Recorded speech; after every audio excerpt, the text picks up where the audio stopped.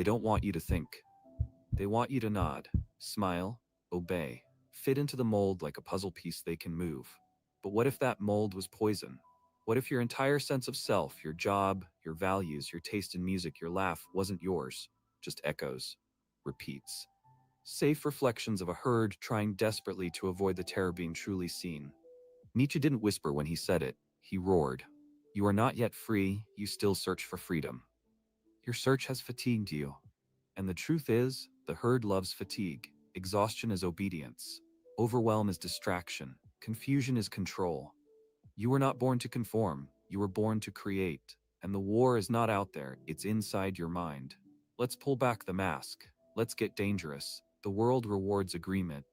Your job praises you when you follow the system. Your friends smile when you talk like them. Even your therapist might ask, well, how does that make them feel? But who asks how you feel? What you want?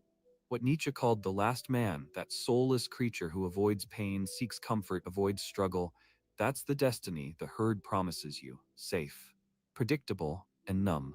He saw it coming. A world of people choosing screens over spirit, comfort over chaos, distraction over destiny. And he laughed at it. Not because it was funny, because it was tragic. Nietzsche believed that conformity is a kind of spiritual suicide. To mimic is to die before death. To surrender your uniqueness to the group is to castrate your power. This isn't just philosophy. This is your life. Right now, every time you hesitate to speak your mind in a meeting, every time you say, haha, when you're not laughing, every time you betray your art to fit the algorithm, you lose a piece of your soul. The herd doesn't need you to think. It just needs you to not resist. But Nietzsche didn't stop at critique. He gave you a way out. He called it becoming who you are, and warned that most people never will. Because becoming who you are means first destroying who you were trained to be. It means ripping off the mask and standing naked in front of the fire. Not everyone can handle that heat. But you're still watching, still listening. So maybe you're ready. Because the herd will always offer noise, trends, tips, opinions, judgments. But creation comes from silence, and that silence must be earned. Through suffering, through solitude, through rebellion. Nietzsche said he who has a why to live can bear almost any how. But if your why is to be accepted, liked, retweeted, you will break. You were not built for shallow approval. You were built to shape reality with your mind. Your will is a weapon, but you've been told it's dangerous. Of course it is. Dangerous to systems. Dangerous to expectations. Dangerous to mediocrity.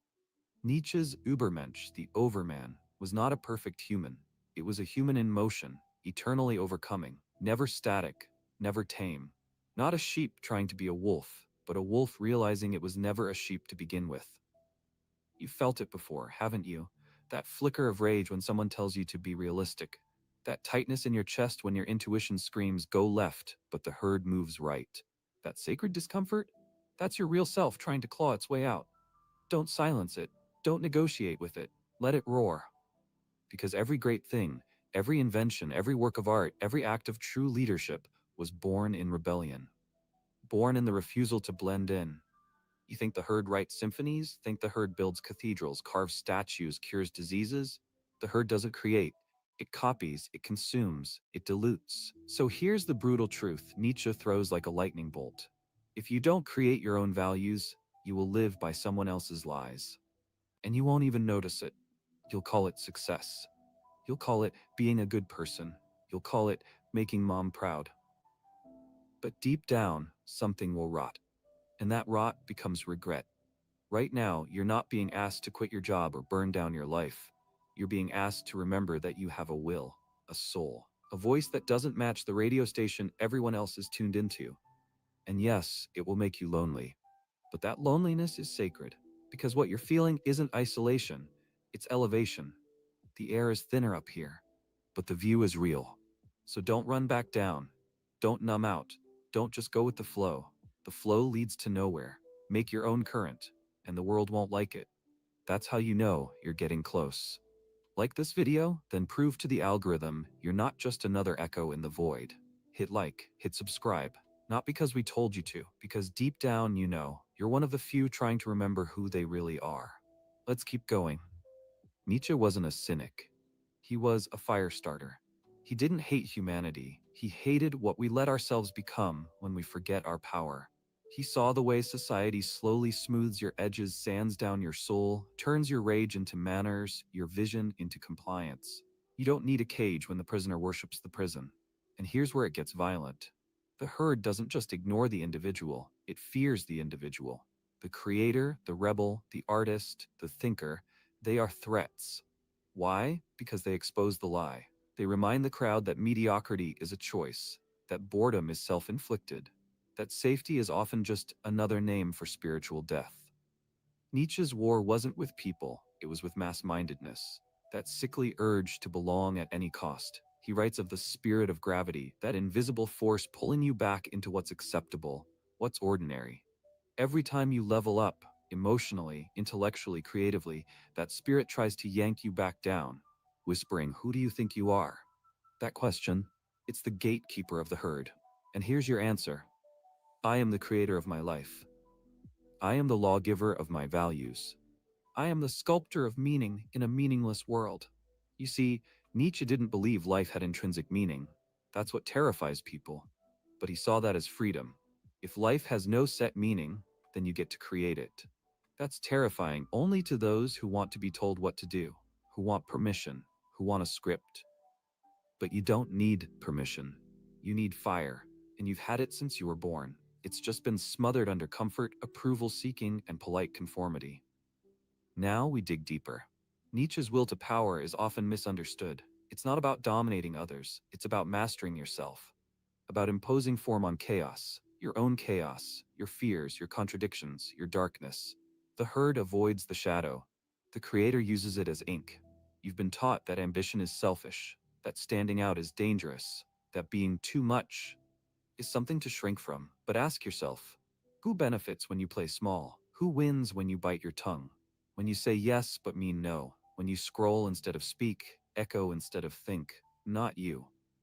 That tension in your gut when you feel out of place, that's not weakness. That's the compass. Nietzsche would say, good, stay there. Don't medicate that discomfort. Meditate on it. Let it guide you. That's where the real path begins. Because the world doesn't need more polished performers. It needs wild souls who remember what it means to create without apology. Nietzsche called artists the forerunners of the overman. Not because they make pretty things, but because they invent new values, they shape meaning, they create their own truth.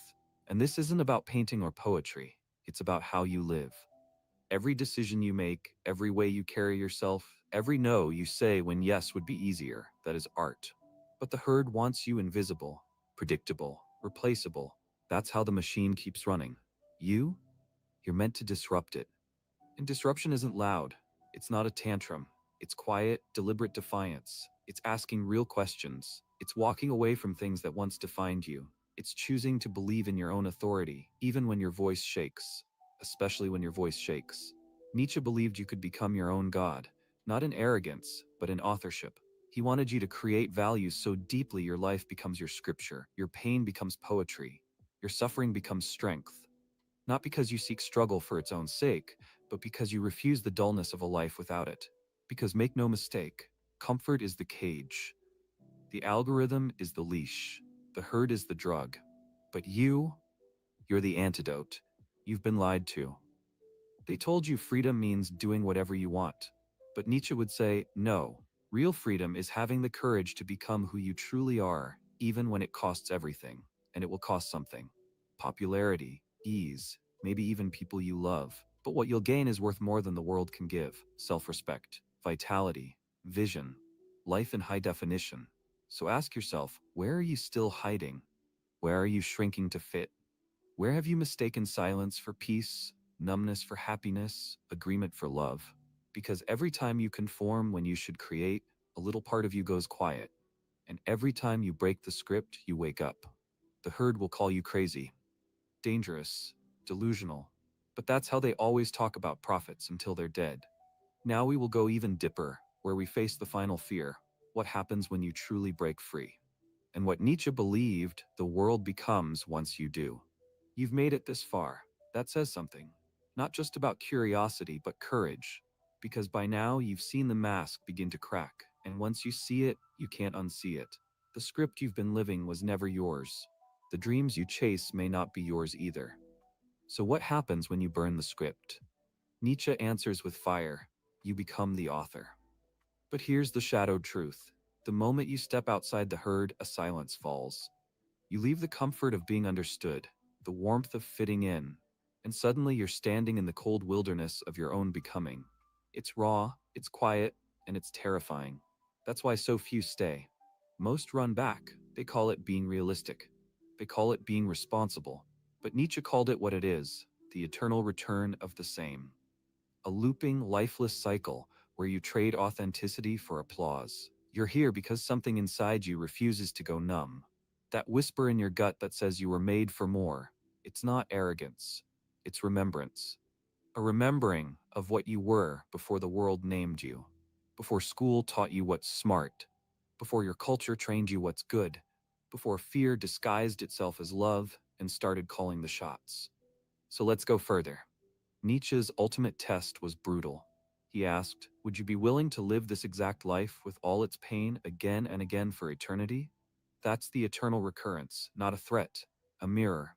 If your answer is no, then something has to change, now, not later, not when it's convenient, because the herd always promises someday. But someday never comes, only cycles. Creation demands the opposite of delay. It demands confrontation with your story, with your fears, with the voice inside that's grown hoarse from being ignored. Most people wait for permission. Nietzsche wants you to become permission itself. It's not about fame or success or some aesthetic rebellion. It's about reclaiming authorship over your own existence. Not as performance, but as truth. You don't need the world to see you. You need to see yourself. Because the greatest tragedy isn't being unknown, it's being unexpressed. The world is saturated with noise, opinions, identities, ideologies, distractions dressed as purpose. Nietzsche's warning was clear. Those who are deaf to their own inner call will follow any loud voice that fills the silence. That's how dictators rise. That's how ideologies metastasize. That's how souls shrink. The herd doesn't always wear sheep's clothing. Sometimes it looks like a hashtag. Sometimes it looks like a like. Sometimes it looks like your own reflection, edited for approval. But when you create, truly create, you rupture that illusion. You declare, my life is mine. Not in theory, in blood. You become dangerous, and they will resist you. They will call you arrogant, unstable, even evil, because the Creator threatens every borrowed identity. The Creator reminds others of the freedom they surrendered. But that's the burden of the awakened. Nietzsche never wanted followers. He wanted fire starters, thinkers, warriors of the will. He wanted people willing to risk rejection in the pursuit of becoming. And you don't need to be loud to do this. Some revolutions happen in silence, in the way you walk away from gossip, in the way you write what no one expects, in the way you choose solitude over shallow connection. These are rebellions too. Your voice may tremble, your hands may shake, but keep going. Because the moment you create something truly you, a poem, a belief, a choice, a refusal, you become more real than the entire crowd combined. That's what it means to be human, not hollow. And yes, it will hurt. Growth always hurts. Nietzsche called pain the midwife of transformation. You don't become through ease, you become through intensity, through the sacred chaos of choosing yourself again and again, even when it's unpopular, even when it's lonely, especially then, because in that loneliness, you find something sacred. You find your voice, your real one, not the polite one, not the edited one, not the one the world taught you to use, but the wild, untamed roar of a soul that's remembered it was never meant to live quietly. You were born to create, not conform. So if this video sparked something in you, don't let it fade. Comment, share, subscribe. Not to feed a number, but to feed a movement. A movement of minds willing to question everything. A movement of creators tired of copying. A movement of wolves in a world of mirrors. The herd will keep marching. Let them. You've got a world to make.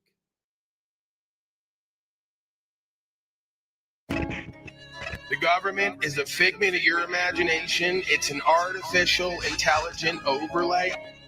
It is only a concept. It's a play. It's a performance. It's an act. They love when I have to fucking go off. I can look at something from a few different sides, and I can see where it all connects despite what they're telling me. Right? They just look at what they're told. I look at what makes sense. You know, they'll say I'm doing word salad. They'll say that I'm just going off on my own tangent, but that is because my mind works in a different way than the majority of the slaves. You guys are all in your feelers and never see the logic behind life, how it all moves together and fits together and how it works. So when you learn to check your feelers and move them out of the way and just observe with clarity and presence and awareness, you will make the right determinations and the right decisions. It's all the same shit over and over again. And no matter how much I speak on self-empowerment, self-mastery, self-reflection, you all have a belief and a feeling that's going to trump that. Ancient wisdom that works for everybody who embodies the path. You're not your own God. I know you want to be, but you're not. As soon as you get in line with what that thing wants from you or what is, you'll stop having these fucking problems. So I view all the rest of this shit as a distraction. Governance is an act and a play, and it requires your belief and participation. The culture, the society, the legal system, the legal society, policy, statute, and code is the original artificial intelligence and state of consciousness that has been overlaid on the NI. And that's why you have domesticated slaves and you have uncivilized men like myself. You don't want to accept that there's an objective morality that exists in this realm that every man and woman can comprehend using objective logic. It's not about wanting the fame and the riches. It's about being good at what you do, being recognized for it, and then when you get to the dance, telling all the people to suck your dick in public and leave because you never wanted to bond with them anyway. That's the whole point of being true to yourself, is so that wherever you get to that you're meant to go, you don't have to change that. Quite the opposite. That's what got you there. I got a direct link to that spirit and to the people who shit in. You can't get in between them. That's beyond worldly power. That's where you go beyond the ceiling that they don't want you to go beyond. That's the stage of inspiration and empowerment. They can't control you no more. They can't influence you no more. They can't put fear on you and things around you to stop you from being who and what you're meant to be. That's the game for me. That's the game for all of us, I thought. Actualized and realized. Written on our heart, first and foremost, through common sense, that if not overlaid with some dogma and indoctrination, we could all communicate harmoniously. Right? So I'm never going to accept, unless my perspective completely changes, that there isn't an objective morality here that can be hit as a standard and understood by any being with the capacity of objective logic, understanding right from wrong. Okay? So you just want to say statute, policy, and code is law, and the law is the law, even though they're making it up and revising it constantly. And it's not always in line with objective right from wrong. So you're completely misunderstood. You guys talk from feelers. You don't know what the fuck you're talking about. Your etymology is never sound because you don't care to look into the words and terms. This should not be that difficult. But for beings who lost the ability to imagine, I'm sure that it's quite the Herculean task. You should be able to zoom out and see all the connections and how it relates. You can't do that. You have no business speaking to someone else who can. There is no selfless component to you folks' consciousness. And it's evident because you constantly project onto others how selfish you think they are, because you don't think that that state of consciousness is attainable. Embarrassing. Greetings, ladies and gentlemen. So I spoke to Mitchell last night. He was one of my main inspirations for wanting to do this broadcast today. I'm still at the majority of the time having pain in my lungs and my sides and back. I'm using it to work for me as much as possible. I'm just going to have faith. So if you're wondering why I'm not here as often as I could be, I'm not as inspired as I have been in the past. And I'm just kind of working on staying a bit more peaceful and purposeful, productive in the sense of, personally sort of healing, exercising a bit, staying out of the action, out of the mosh pit for the time being, for the most part. Getting back to me, let's get back to me is really what that comes down to. But I sent Mitchell a message We'll see if he's kicking around somewhere. He, of course, got, I believe, another 2 dismissals, so throw it on the pile. It doesn't matter who it is, whether they like me or not, whether they've disrespected me and what I do at times or not. We move past that. We try to reconcile that, resolve that as much as possible. And if nothing else, we surrender that element of the interaction to focus on the more prominent and important feature of the experience, which would be, of course, dismissals at court for statute, policy, and code, and attempted illegitimate governance. While the rest of the folks say it's a bunch of nonsense, nobody ever wins, you're a bunch of sob-sit tards, you're foolish, look at you. You know, they just the demeaning devaluation campaign that the some might say demonically possessed folks carry out. I'll say mind and heart controlled. I won't make a determination on the demonism, so to speak. I need help with a case, Paul, PFA. The link is there. If it's not clickable, which I believe it's not, because YouTube is absolute garbage, just go ahead, type it in. It's the same link every day at this point. So you can put it aside, write it down. It shouldn't be that difficult. I'm open for it. And of course, when folks say, I need help with a case, you're basically just saying, Paulie boy, go ahead and loop for the 1,000th time on what you have done and what you would do. We'll try to take a consensus of that, you know, presuming we believe in that, because, you know, the majority, it doesn't matter what you do and what you show, they will always presume you to be like them, lying, deceiving. And I don't blame them.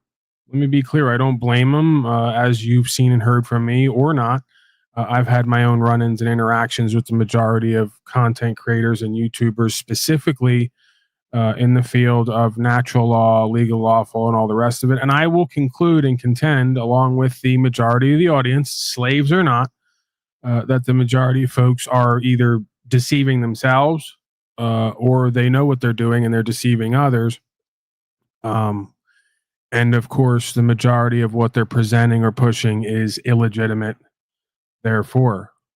So that's just my perspective. I may be self-deceiving as well when I apprehend that. I don't believe that's the case. And it's a pretty simple metric, right? You contact these people or you see these people. Bill is in the back. I'll bring Bill in a second. If you're watching these people sell products and promote themselves and market themselves and have little to no experience on the ground or anything they can show as a result, and they can't reproduce that result for others, you're probably dealing with a fraud and a shyster, right? That's not me. It's just that simple and that quick to make the determination about me. Forget about the rest of what I do and whether you like me or not. That doesn't much matter. See, that's why when I came into this, I started presenting a certain way at times. I started going into different aspects of me. I started going off the beaten path and doing news and comedy and other stuff because I didn't want to be pigeonholed, because ultimately at the end of the day, I don't need to talk legal and lawful. While it's a passion of mine, I see great power in it. I don't have to talk it all day, every day. I'm not a one-trick pony, and ultimately I have the results to point to that other folks can get. And then once we get to that point, there's not much after that other than kind of the entertainment aspect of it. Oh, look at what they're saying today. Oh, look at what this guy calling himself a sovereign citizen's doing. Oh, look at this clip. Right? Ultimately, for me, this journey, right, starts and ends with stop giving our power away, engaging in the right to choose, upholding the law of the land, exercising a right to be and express fully, and surrendering the rest. The rest of what I do here and what I experience here, you could call the extras. So, again, pretty simple, pretty straightforward, pretty down to earth, I guess you could say. If they don't have the results, if they can't do it on their own with God and reproduce that result for others, at least somewhat consistently, we're dealing with illegitimacy, fraud, and deception. And that's the majority of these folks, from Alphonse Fagiola to Chile de Castro to just go ahead and pick somebody. And that's not me hating. That's the reality of what we're we're dealing with here. And they don't like that. They don't like that I speak that. I was never supposed to be that guy. I was supposed to come in, be thankful and grateful for being here, just kind of talk about certain things, shut my mouth to the rest, make a whole bunch of money, get a bunch of notoriety, sell some products, and go off into the sunset, or sort of reinvent myself and repurpose what it is that I've had access to. But I've chosen a different path. I've chosen to be indirectly reviled, outcast, sidelined, blackballed. Such is my nature. Many will say who've known me from the beginning, right? You can't give Paulie Boy access to anything or anyone without him testing the waters and potentially self-sabotaging. And there is some truth to that. But in this case, right, when it comes to upholding the law, exercising rights, talking freedom and living it, understanding that philosophy, I don't believe that's the case, right? My position by default is not to go along to get along, not to ignore my instinct and intuition or experience, not to sort of be nice, kind, and polite so other people can accept me, so that I and potentially others around me can have more in certain instances while being less. See, that's not a good enough trade-off for me, right? I'm not going to give up who and what I am and the experience and what God has called me to do in order to reap benefits and rewards in and of the world. I have everything I need and then some, and God has shown me that the people will provide when you do what's true and what's right. As long as you help yourself, right? God helps those who help themselves. Thank you, Mr. Shively. He says, appreciate you, Paul, and all you do, sir. Mr. Shively is regular like a bowel movement, and he's out there taxing the slaves. You know, if you want Mr. Shively's services, he's going to tax you because, you know, you want a fence and you want to live on America, but you don't want to uphold the law and exercise rights, which has an effect on the rest of us. So you got to pay slave tax. And no amount of tax obviously can substitute or sublimate one's accountability and responsibility, not only for themselves, but for future generations and the land that they live on. All right, let's bring in Bill. Bill, what can I do for you? A rather lengthy non-introduction, but I'm here. Go ahead, shoot, throw it at me. Hey, Paul. I was with a girl for 12 years. I was pretty much a drunken slob the whole time. I got sober. I started listening to guys like you and like reasonable people. And she said I'm a crazy conspiracy theorist. She started fighting with me all the time. Eventually, we bought a house up, a house up in the Poconos. She threw me out of that. So I was living. I live in Philly. I lived in Philly. I was staying at the place in Philly. She told the police that I was going to chop her up, throw her in a barrel of acid, and, you know, kill her because I wouldn't leave the house because I had nowhere to go. She was like, I was with her so long, I was paying the mortgage and everything. So she threw me out. So I had to move down to North Carolina. And when I was down here, I got it. The PFA is a protection from abuse. So I got one of those. She turned in a bunch of my guns. She stole a whole bunch of my guns and all kinds of other crap. And I got the guns back from the cops. Now she filed another, that all got settled. I never bothered her. It all got thrown out. She filed another PFA against me because she had accidentally put me back on her and I was getting her. She didn't know, but I was getting her, like I can watch her in her house, like outside of her house and stuff. So I told her lawyer, I said, I have her on film with her brother selling drugs and stuff. This is going to be fun. So he took that as yeah, I know. I should have just kept my mouth shut. He took that as another, you know, step as like harassment. I already moved to North Carolina. I'm living in Charlotte now, and they filed this against me. Now I can't go buy a gun, and I have to go to court again for it. And I'm not sure how to approach this. Last time I had a lawyer, but this time I can't afford one, and I really don't want one. It's just a civil case. It's nothing criminal. But I wanted to know, like, how can I go into this court and just say I'm not harassing her, just leave me alone, that kind of deal. There it is. Ask and you shall receive. Every problem contains its own solution. Every question contains its own answer. You know me, I don't subscribe to the cult of mythology and mysticism and this idea that we don't know who and what to do and be and what to say when we go to court, so we got to pay someone else to be there. I don't need to, apparently, because I've gotten results. Other people around me don't need to because they've gotten results.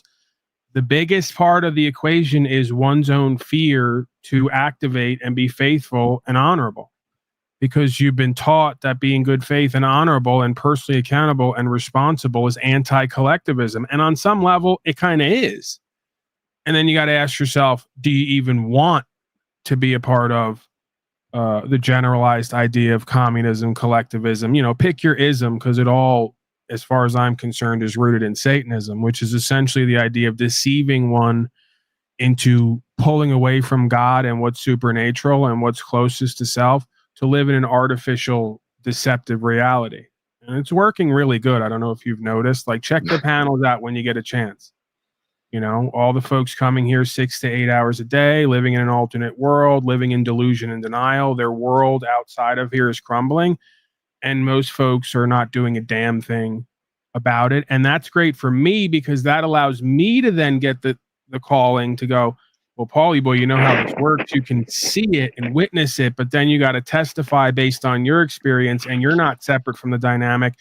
So that means you're along for the ride as well, right? I can't do criticism without doing some level of self-criticism. So back to the original question, why is it that we are so afraid to, especially in situations like this, you're looking at a civil infraction. There is no criminality being alleged.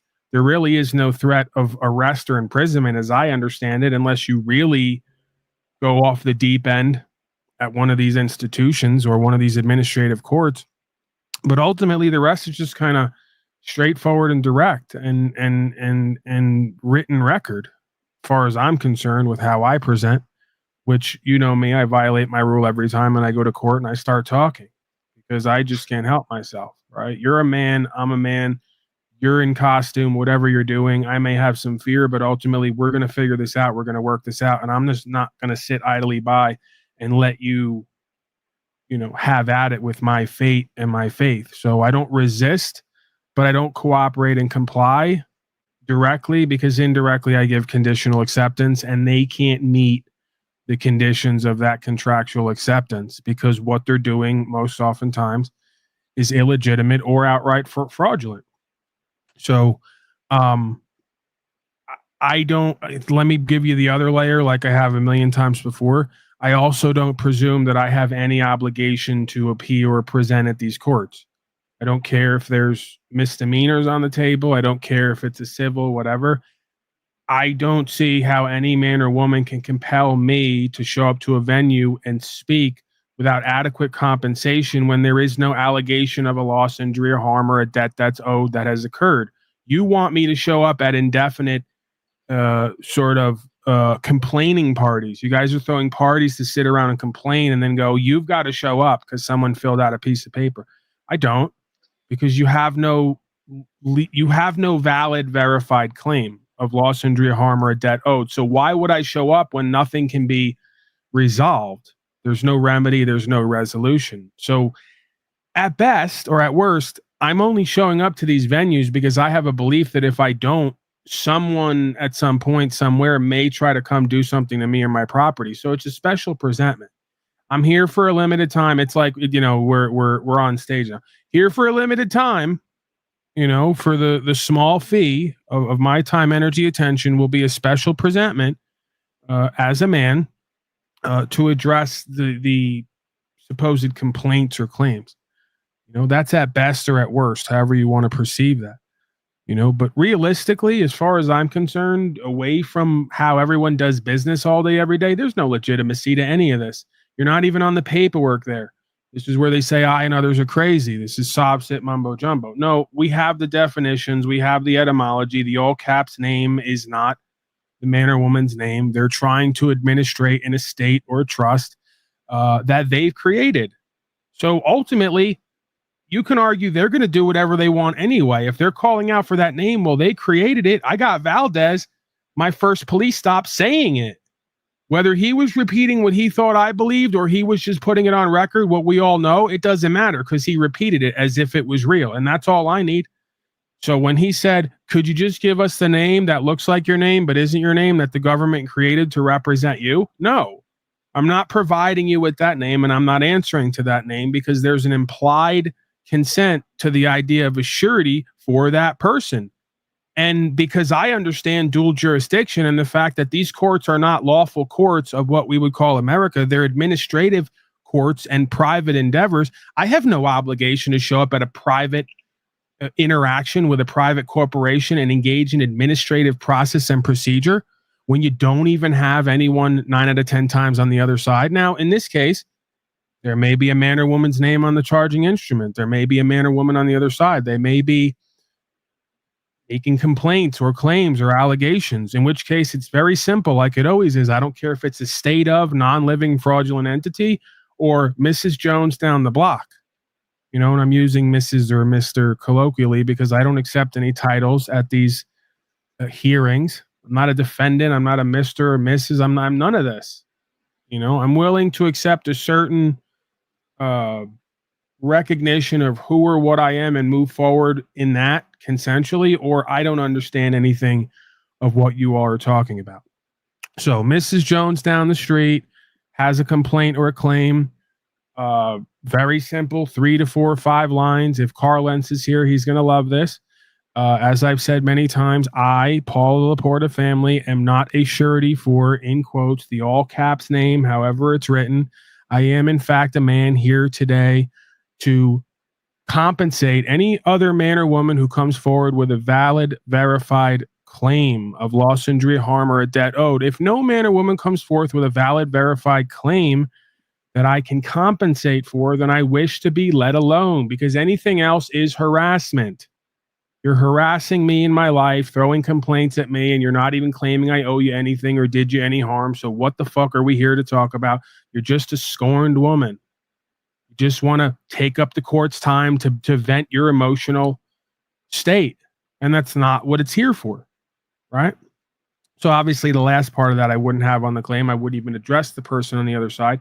There's no point because the court's just going to look at you being just like them, just like you just said you did, where you say you want to be free, you want to govern yourself, you don't want to bear false witness against your brother or sister, and you don't want to engage in fascism or statism. But as soon as they come making complaints and allegations to you, start talking about her dealing drugs and whatever else. Or as in my world, in my life, everyone's free to do whatever they please. If you want to sell drugs to other consenting grown people, go ahead and do it. It doesn't bother me none because I'm not doing them and I'm not around people who are. And until it affects me or my life and causes me loss, injury, or harm, or a debt that's owed, I have no business with it. And I'm not going to start telling on other grown men and women to a system who and what they are or what they're doing. You know, because then it's tit for tat. Then you're showing you're dishonorable and bad faith. Then you're showing you just want vengeance and retribution, which is not the proper path under God. And it's not going to make you look good at court. And it's indirectly going to give them jurisdiction because you're now telling them about her and she's telling them about you. And you now are indirectly asking them to solve your domestic issues and problems or to be vengeful and retributive along with you, right? So can it work sometimes? Work, in quotes, whatever your outcome you want? Yeah, potentially. Is it what I do? No, because ultimately that's between her and them other grown people and God. And if I'm not a statist fascist, then I have no business interfering on someone else's pursuit of happiness because they want to exchange materials and substances to pursue their happiness or exchange property. You know, I don't buy into legal society, legal system, statute, policy, and code. I don't believe it keeps anybody safer. And I don't believe it stops the problem that they're addressing or claiming. So it's pretty simple. You're responsible and accountable for you as a man. If anybody has any claims, you're willing to compensate in good faith and honorability. If not, you wish to be let alone because there's nothing else to talk about. And the more you keep petitioning them and arguing with the other side and going deeper in, the more you're deeper in. And the more they're going to start trying to resolve your problems for you and the others and be fair and reasonable and basically do Solomon's temple, you know, and split the baby in half. You get this half and you get that half. The baby still gets split in half, right? So, go ahead. Do you have any thoughts, or kind of refocus me if there's anything else? I'm kind of long-winded when I'm not here. I guess I'm like that anyway. But this is pretty No, simple stuff. It's pretty common sense based if you let it be, right? that's it kind of reassured me of what I was thinking of going in and saying. I just didn't.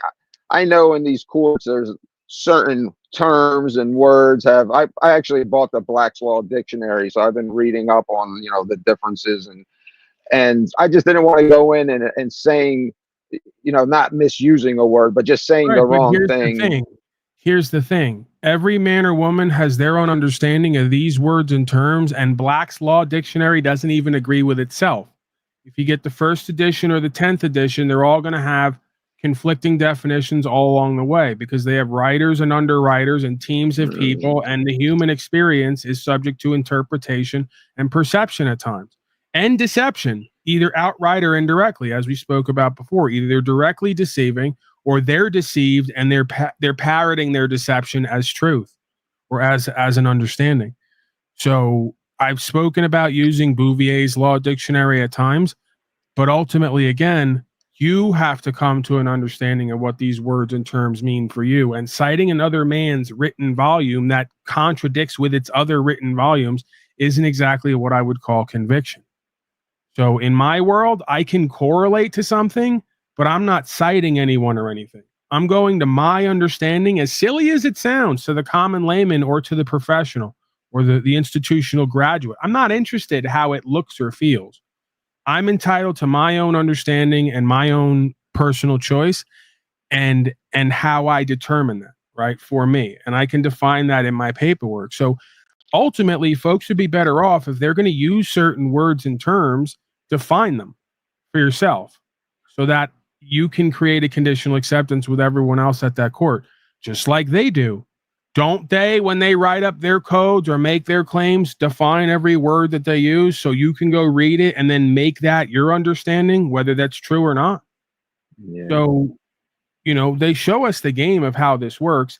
They literally do the same thing. They go to the next level. They take words and terms that have meant one thing from the beginning of time and turn it into a definition of something else. Then say, do you accept? They don't obviously directly ask everyone if they accept, but they will ask you if you understand. Oh, this word means this, and it's based on our code, and it just comes out of thin air based on a group of people's beliefs. Do you understand that? Pretty simple. So I don't care if you're David Wynn Miller or David Strait or any one of these people, and you break the word up into 2 or 3 different words, and then you say, well, this is what that word means to me, and I'm correlating it with 1,000-year-old etymological correlation. And it didn't just change the meaning overnight because you all decided to use the word in a sentence in a code and define it as such. So I'm just, for the other people watching and for yourself included, I'd be careful about going to any of these books as complete sources, right? There's like one source of creation that we can call the experience of God and pure conscious and awareness. And then there's everybody's beliefs and interpretations and perspectives and parroting of their own experience or their will, So I always suggest going within and then looking without to correlate what it is that you find within to get a deeper understanding that allows you to be in a space of more conviction rather than just citing someone else's belief or understanding, in which case they're going to go, you don't know what you're talking. And this is just common sense. I'm not saying they're going to say this out loud or they're even going to believe this, but I believe that they believe this because that's what I would believe. If I was at court and you walked up on me and you started citing Montesquieu and John Locke and Black's Law Dictionary, 8th edition, I'm going to say, you don't know who and what you are at your core. You don't understand governance and self-governance. You don't have a relationship with God, because if you did, all of that would be superior to this low-level crap that you're taught at school, 8th or 9th grade, as a reference. Those references are great, and I understand where you're going, but ultimately you don't need that if you have the greater sort of understanding and state of inspiration and empowerment. And oddly enough, that state of beingness is the one state of beingness the majority is going to call cuckoo, crazy. They're going to dismiss it. They're going to say it's frivolous. It has no standing. No, it has all the standing, right? Because we were endowed by our creator with certain inalienable rights from God. And I can now pull up all the definitions from Wikipedia. I can't find the one from Cornell anymore. It's there somewhere because I've read it and played it online. The idea of consent to the governed. So our rights come from God. No one can interfere with them legitimately. And for a statute, policy, and code to be given the force of law, one has to consent to be governed. And it doesn't mean that a whole society or group of people can get together and say, we all consent and drag the individual along at the whim of that group and society. No, that's the antithetical experience when correlated with the purpose of what this government was meant to be. So this government only has a limited power when consented by the governed to have their rights upheld and the law upheld, right? So when that government or that corporation, as self-defined, becomes destructive of those ends, the individual has a right to ignore that statute, policy, and code with impunity. See, these are clauses in the original founding contracts that folks think is a bunch of nonsense and jokes that works for me and others every time at court because that's their first lesson. They're never going to tell you that. They're never going to admit to it openly, but that's lesson one. Checks and balances, consent to the governed. And it does not mean a group of people. That was the whole point of why we moved away from the pure democracy or autocracy to a republic, was the power resides with the individual, aka the people. And the moment you attempt to interfere with their pursuit of happiness, property, inherent God-given rights, you have now deemed yourself illegitimate. And it doesn't matter what they do to your body and to your property after that. That's the reality, the foundation of not only common sense and co-creation here, but what we would call an aspect of the common law or constitutional law, right? Which again, we weren't there. We didn't sign it. We're not a party to it. We're only a party to it because the Constitution codifies natural law and an element of common law on this land. We don't need the Constitution for that because one comes before the other, right? So these are sort of understandings of objective experiences that are codified in these documents and created into contracts to get these corporations to sign, because at the root, it's always been the same dynamic. Right? Folks are going to claim they want their rights and property upheld. They want to be kept safe, and they're going to elect government officials or corporate agents to do it. Okay, fine.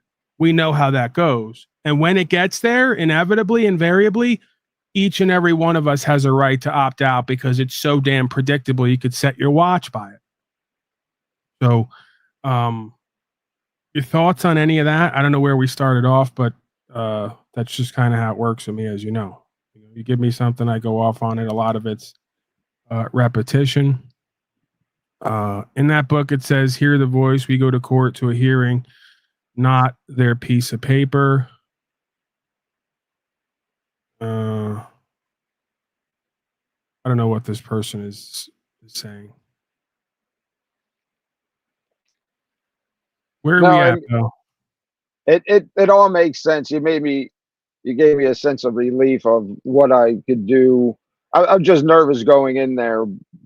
I don't have any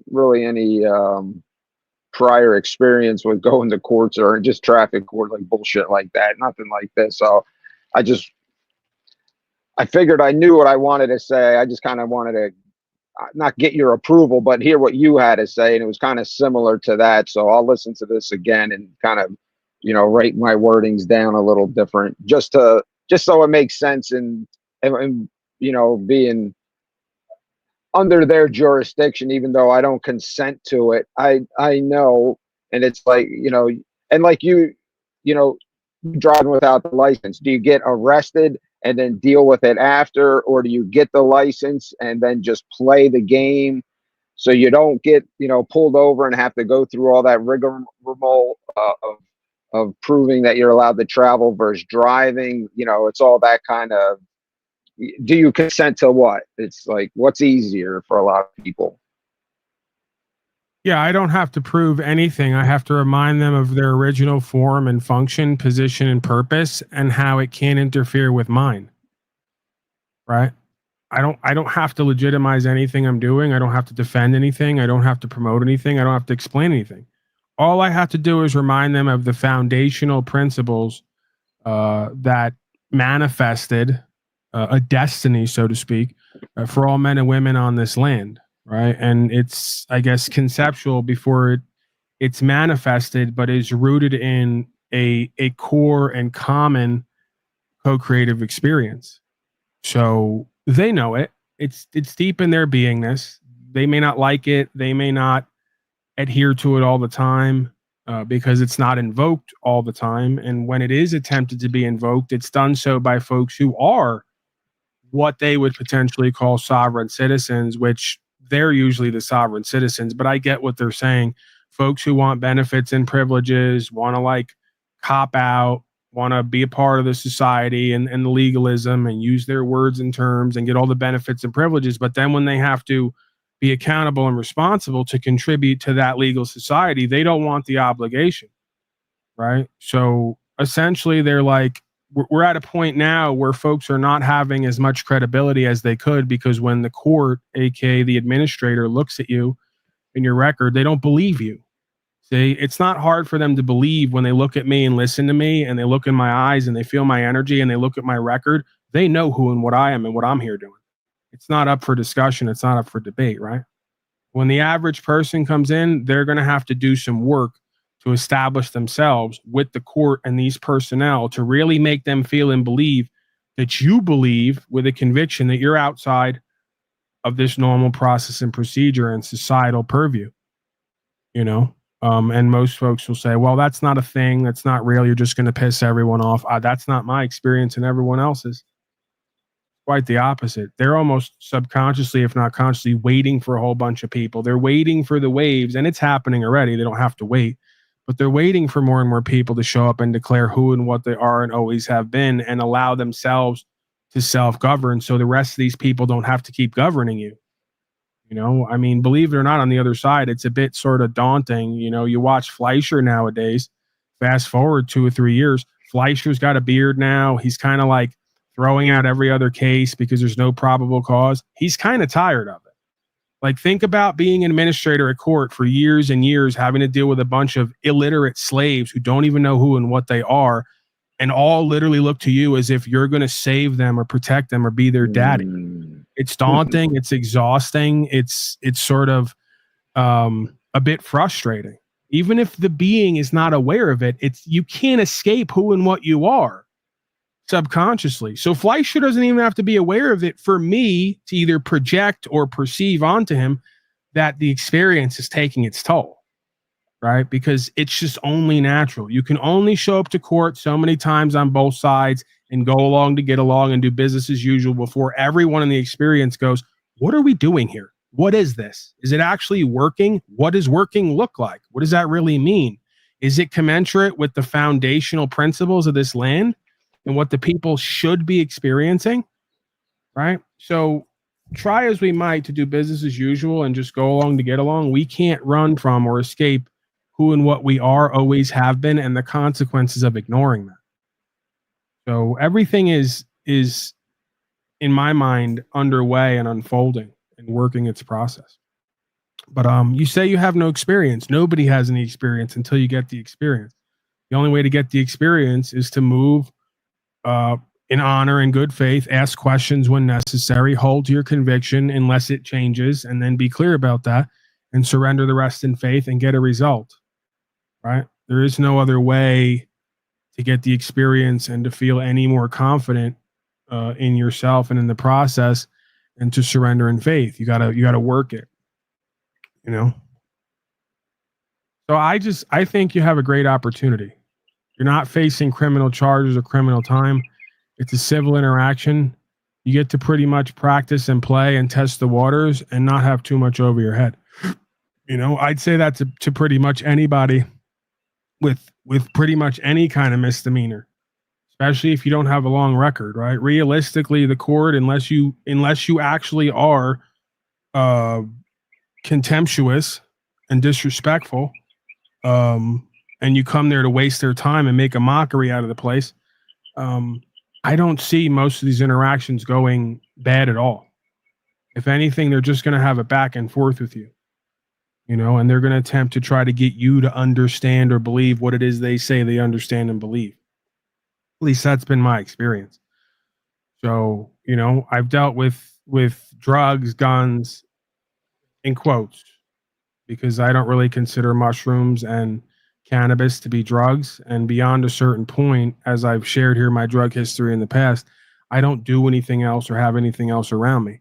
But from the court's point of view, mushrooms, more cannabis than you're supposed to have, guns, all the rest of it. This is supposed to be scary. I'm supposed to be scared. They're supposed to be scared. I'm a danger to the public. You're looking at X amount of years in jail. We should be scared and hire an attorney and all the rest. And then at the core of it all is just, no, I have a right to have all that. You all have beliefs, and that's fine. I'm not trying to overwrite your belief, but you can't substantiate your belief and correlate it with a reality or an experience, and you got nobody to show up to testify. And we're not going to do the whole let's go around the horn to every state actor and get them to do conflict of interest, right? So proper process and procedure oftentimes nips this stuff in the ass because they know foundationally they're incorrect. They know legally they're incorrect. They know they don't have what they need to have to carry it all the way through. And that's why 98% of convictions are plea bargains. It's not a coincidence, right? 98% are plea bargains, and that's why they have a 98% guilty conviction rate. And that looks real good when it comes to scaring the rest of the sheep slaves to convince them they can't win, right? Oh, you're never going to win. Look at the conviction rating of this county. And I don't care what county you pull up, it's going to be 95 to 98%. Is it a coincidence that if you go back 250, 300 years or to any like land or experience, that it's only like 2 to 5% of the people who revolt? I don't revolt, but I'm just using that term, historically, right? Rebel, revolt, do revolution, or just resolve the problem by opting out and not copping out.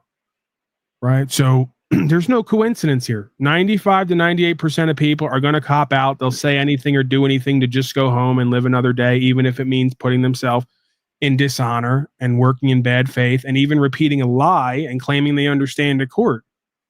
So it's just that simple. This is how it works.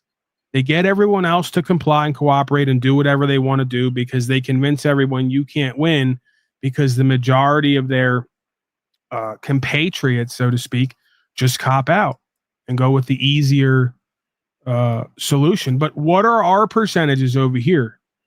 Julian, broken system, broken trust. Mitchell now has 2 of them. Myself, half a dozen. Brian O'Shea has 1 or 2. You got a whole bunch of folks. Literally, God has used me as an ex-heroin addict, trailer-dwelling gorilla to pull a whole bunch of people who would have been looked at and seen as completely non-credible and valueless to a purpose to prove that what I and others are talking about is not only real, it works for the least among us, so it's got to work for everyone else. Because by society's standards, myself, Brian O'Shea, Mitchell, broken system, we're all poor, broke, loser failures who don't have any like long-term careers. We kind of live without certain material possessions, regardless of what we even have, right?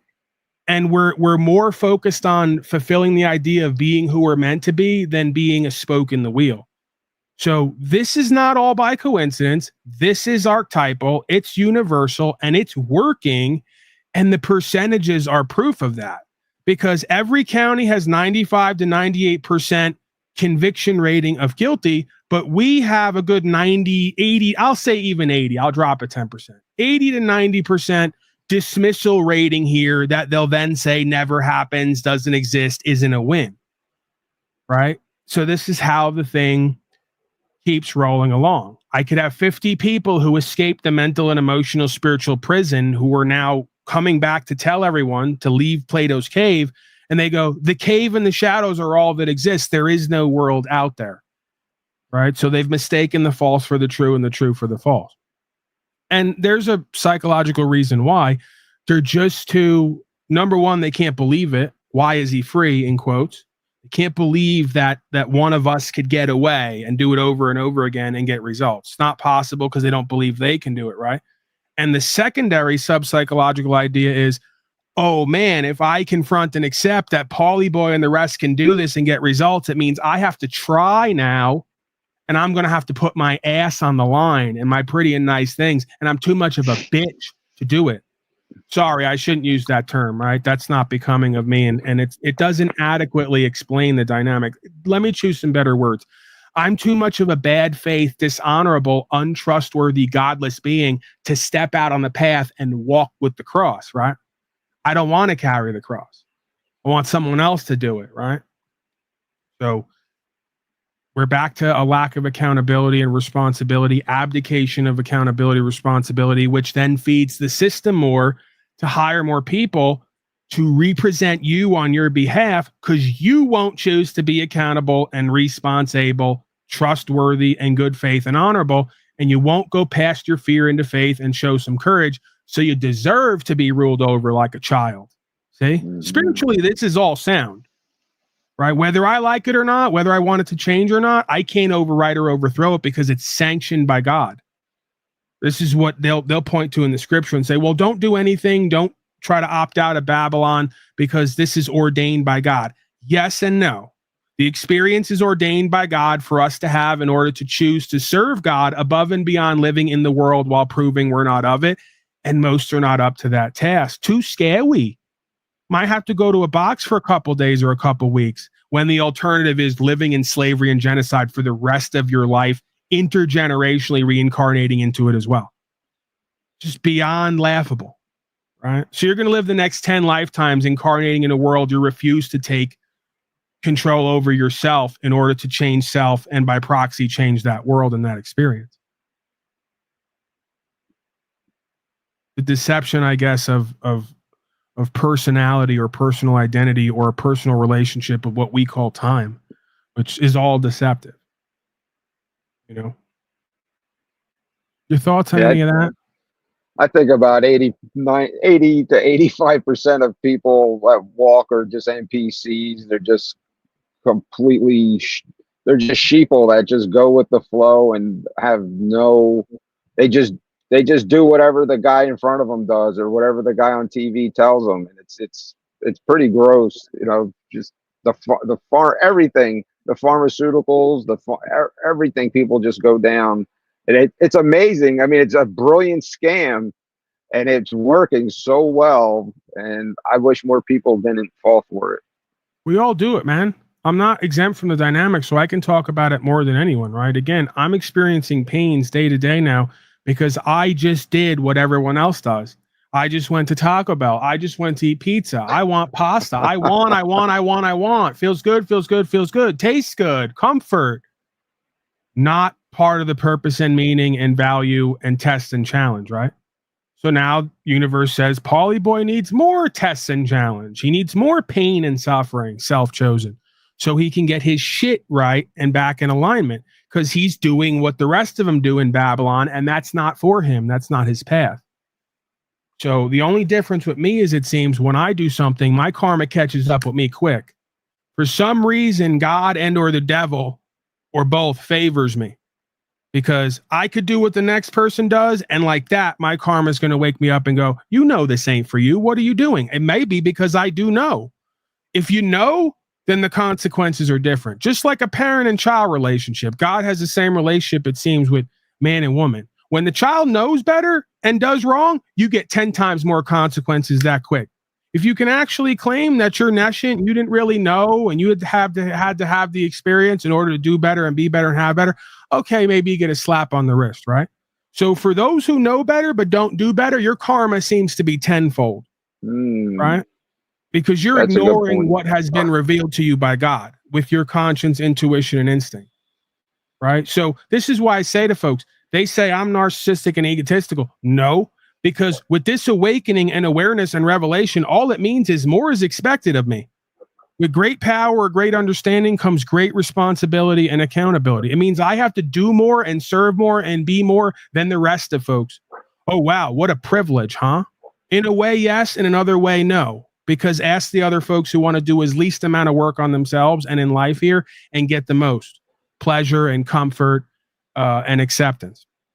So, again, the man who's proud of his intelligence is like a condemned man who's proud of his large jail cell. At the end of the day, it's just you and God and whatever purpose and meaning you can find there. And the rest of the prisoners have little to no interaction or interference with that walk, right? Well, let me ask you this then. How you? So I know revenge is the wrong way, is not the right thing to wish or do to somebody, and I know that I can't have these persistent thoughts in my head. I haven't had a drink in many years. I needed a liver transplant that I never got, and Jesus saved me and all. So I know my resentments. How do you deal with wanting to get back at like the cop or maybe not a cop, a friend, your father for like screwing you? Like, how do you not want to get that revenge? And I'm trying to push it out of me so hard, man. It's not about pushing it out of you. It's about recognizing what's really going on. What's really going on is we're in a reactive state at that point. And by being in that reactive state, we're not able to be response able. So by being in that state, it takes us away from us being the best we could be down into a lower aspect of self. For what reason? To try to be prideful and prove something? Ego, right? Right. If you want to call it that. I don't like this term ego everyone keeps throwing around because it doesn't, as far as I understand, it doesn't accurately describe or encapsulate the experience.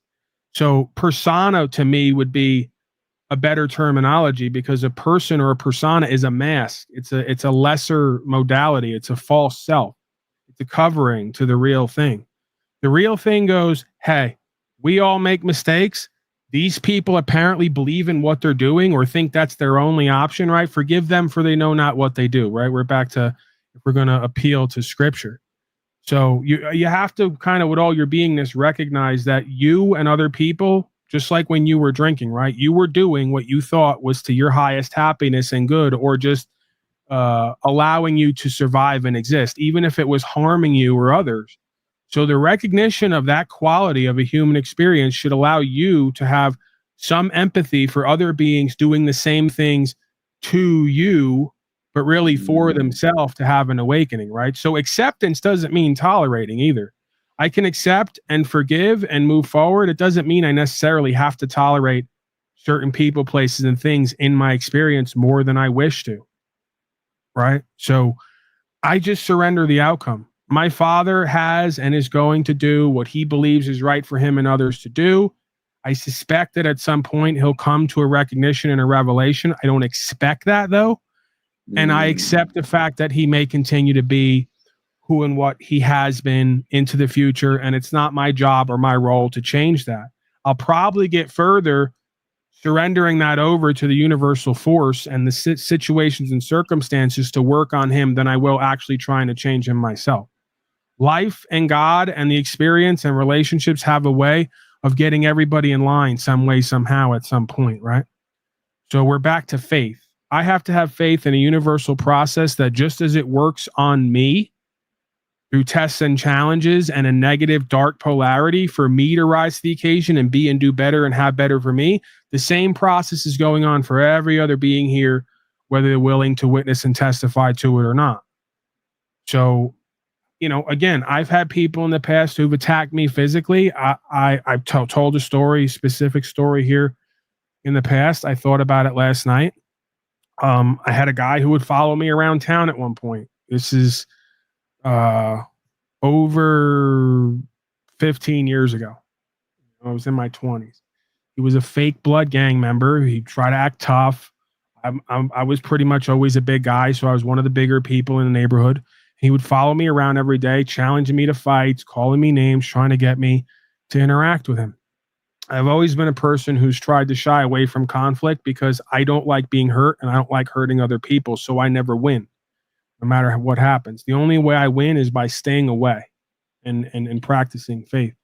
So after months of this, he eventually one night got drunk, came up behind me, hit me with a bat. I turned around. I told him, put the bat down. Now you're going to get what you asked for, because I was angry. He didn't want to put the bat down because he was a coward at heart. He really didn't want to fight me. You know, neither of us really wanted it. He just had something to prove, and I didn't. So I was so angry. He wouldn't put the bat down. I wasn't going to rush him and risk getting hit in the head with a bat, and I was sick of him.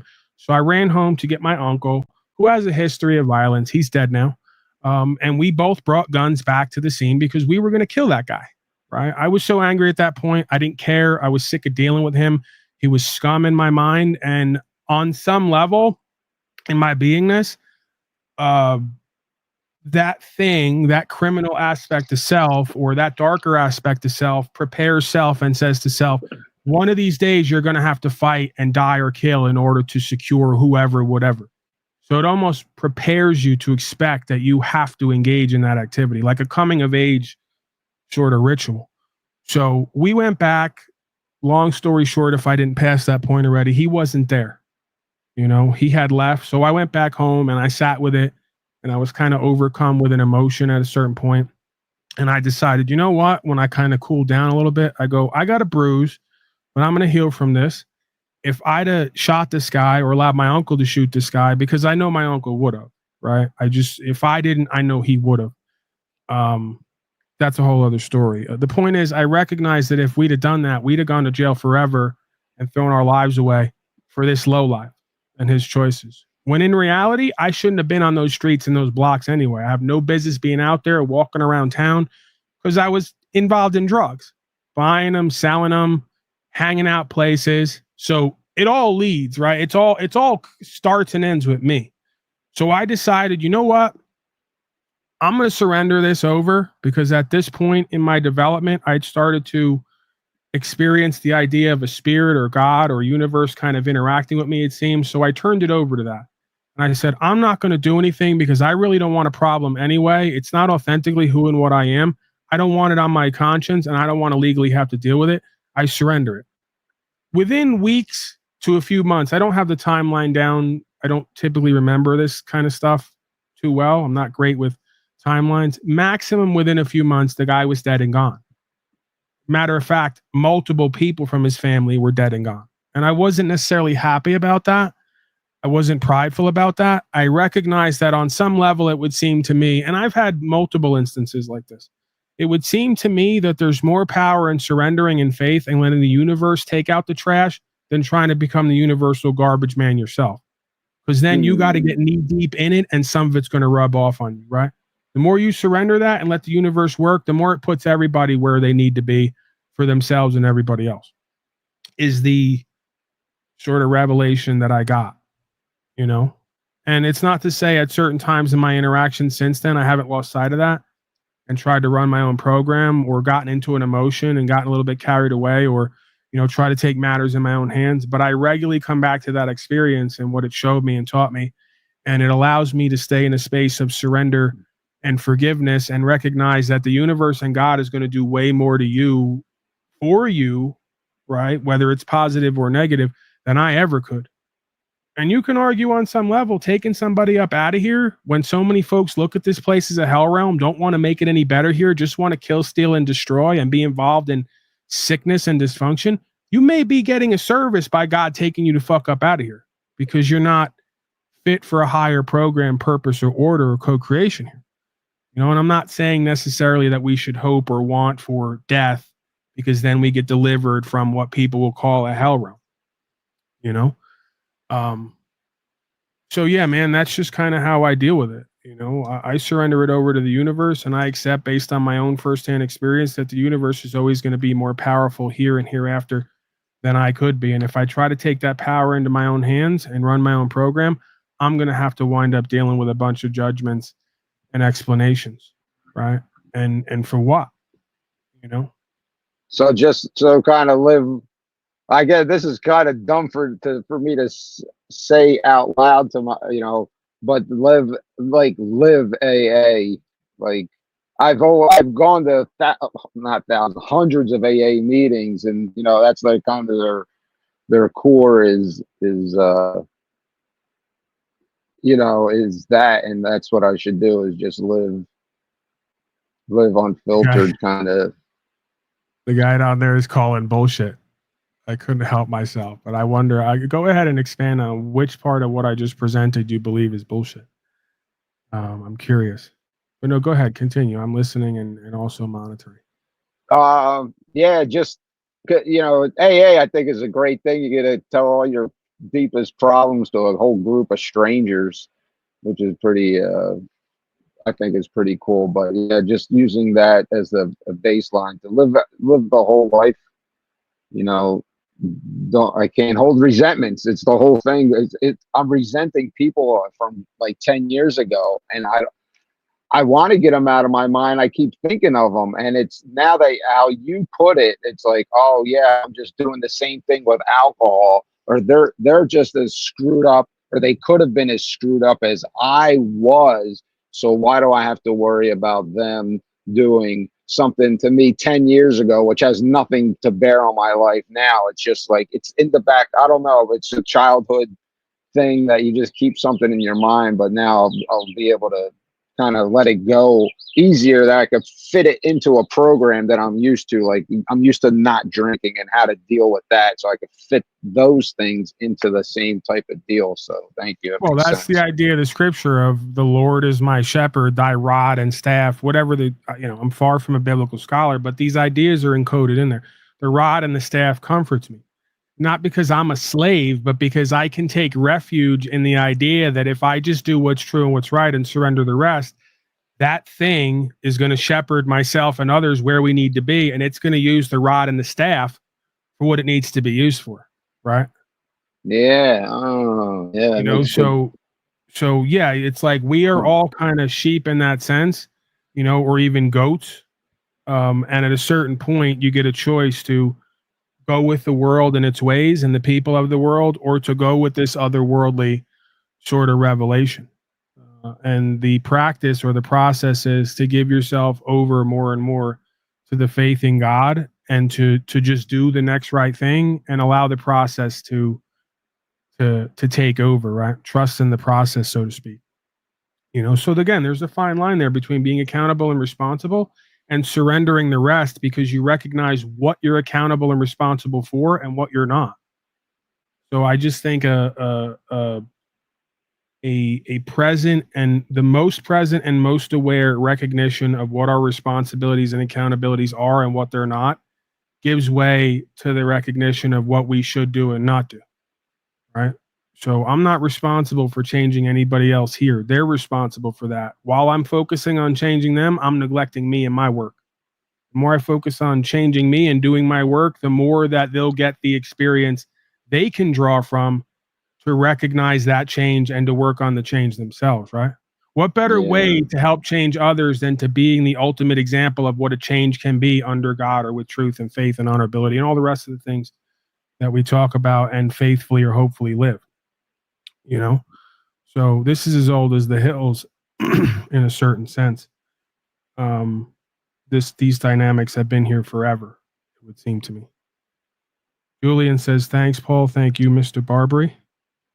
Shout out to Michelle Casey and also Leslie, Auntie Leslie F.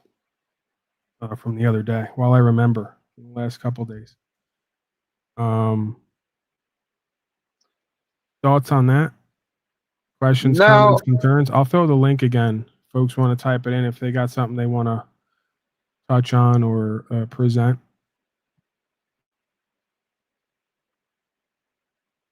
Go ahead, Bill. Yeah, I just find it, I really like the way to present it from a, I was never into like the kind of drugs you were talking about, but nothing hard, but presenting, just looking at all my resentments and how I dealt with those. I don't know how I didn't compute that into like these other things in my life, because I'm pretty steadfast with not following the rules of AA, but just like I agree with what they're telling me. As soon as you screw something up, go make amends with it as soon as possible, and it's not rotting away in the back of your brain. Like that kind of thinking, and then just to use it for something like that, it seems it's going to be really beneficial to just, I already feel a little bit of relief, believe it or not. Just like I just had this knot in my stomach. I'm not that kind of person, but just with this court case I'm talking about, also, it's just like, now I feel like, okay, I don't have to, it's not that big a thing. So Yeah, I mean, even in the words, there's revelation, right? The word resentment is resentment, resentment, right? The word is to essentially to or to do again what we were sent to do here with our mind, right? So a resentment is a time to pause and reflect on what we really are sent to do with our mind here rather than what we got used to doing, you know? So we get used to blaming and complaining and finding fault with others and trying to change and fight and resist instead of just becoming what we're meant to be and surrendering the rest. Right? It's just like it's the same thing like in a relationship. Two people, partners in love, can develop resentments because they're focusing on each other and what the other one's not doing and being instead of focusing on being the best they can be, and then each other's resentments would magically disappear because they were truly focusing on what they were sent here to actually do with their mind versus what we get used to doing because of either the flesh or who we're used to being around or how we were raised / lowered.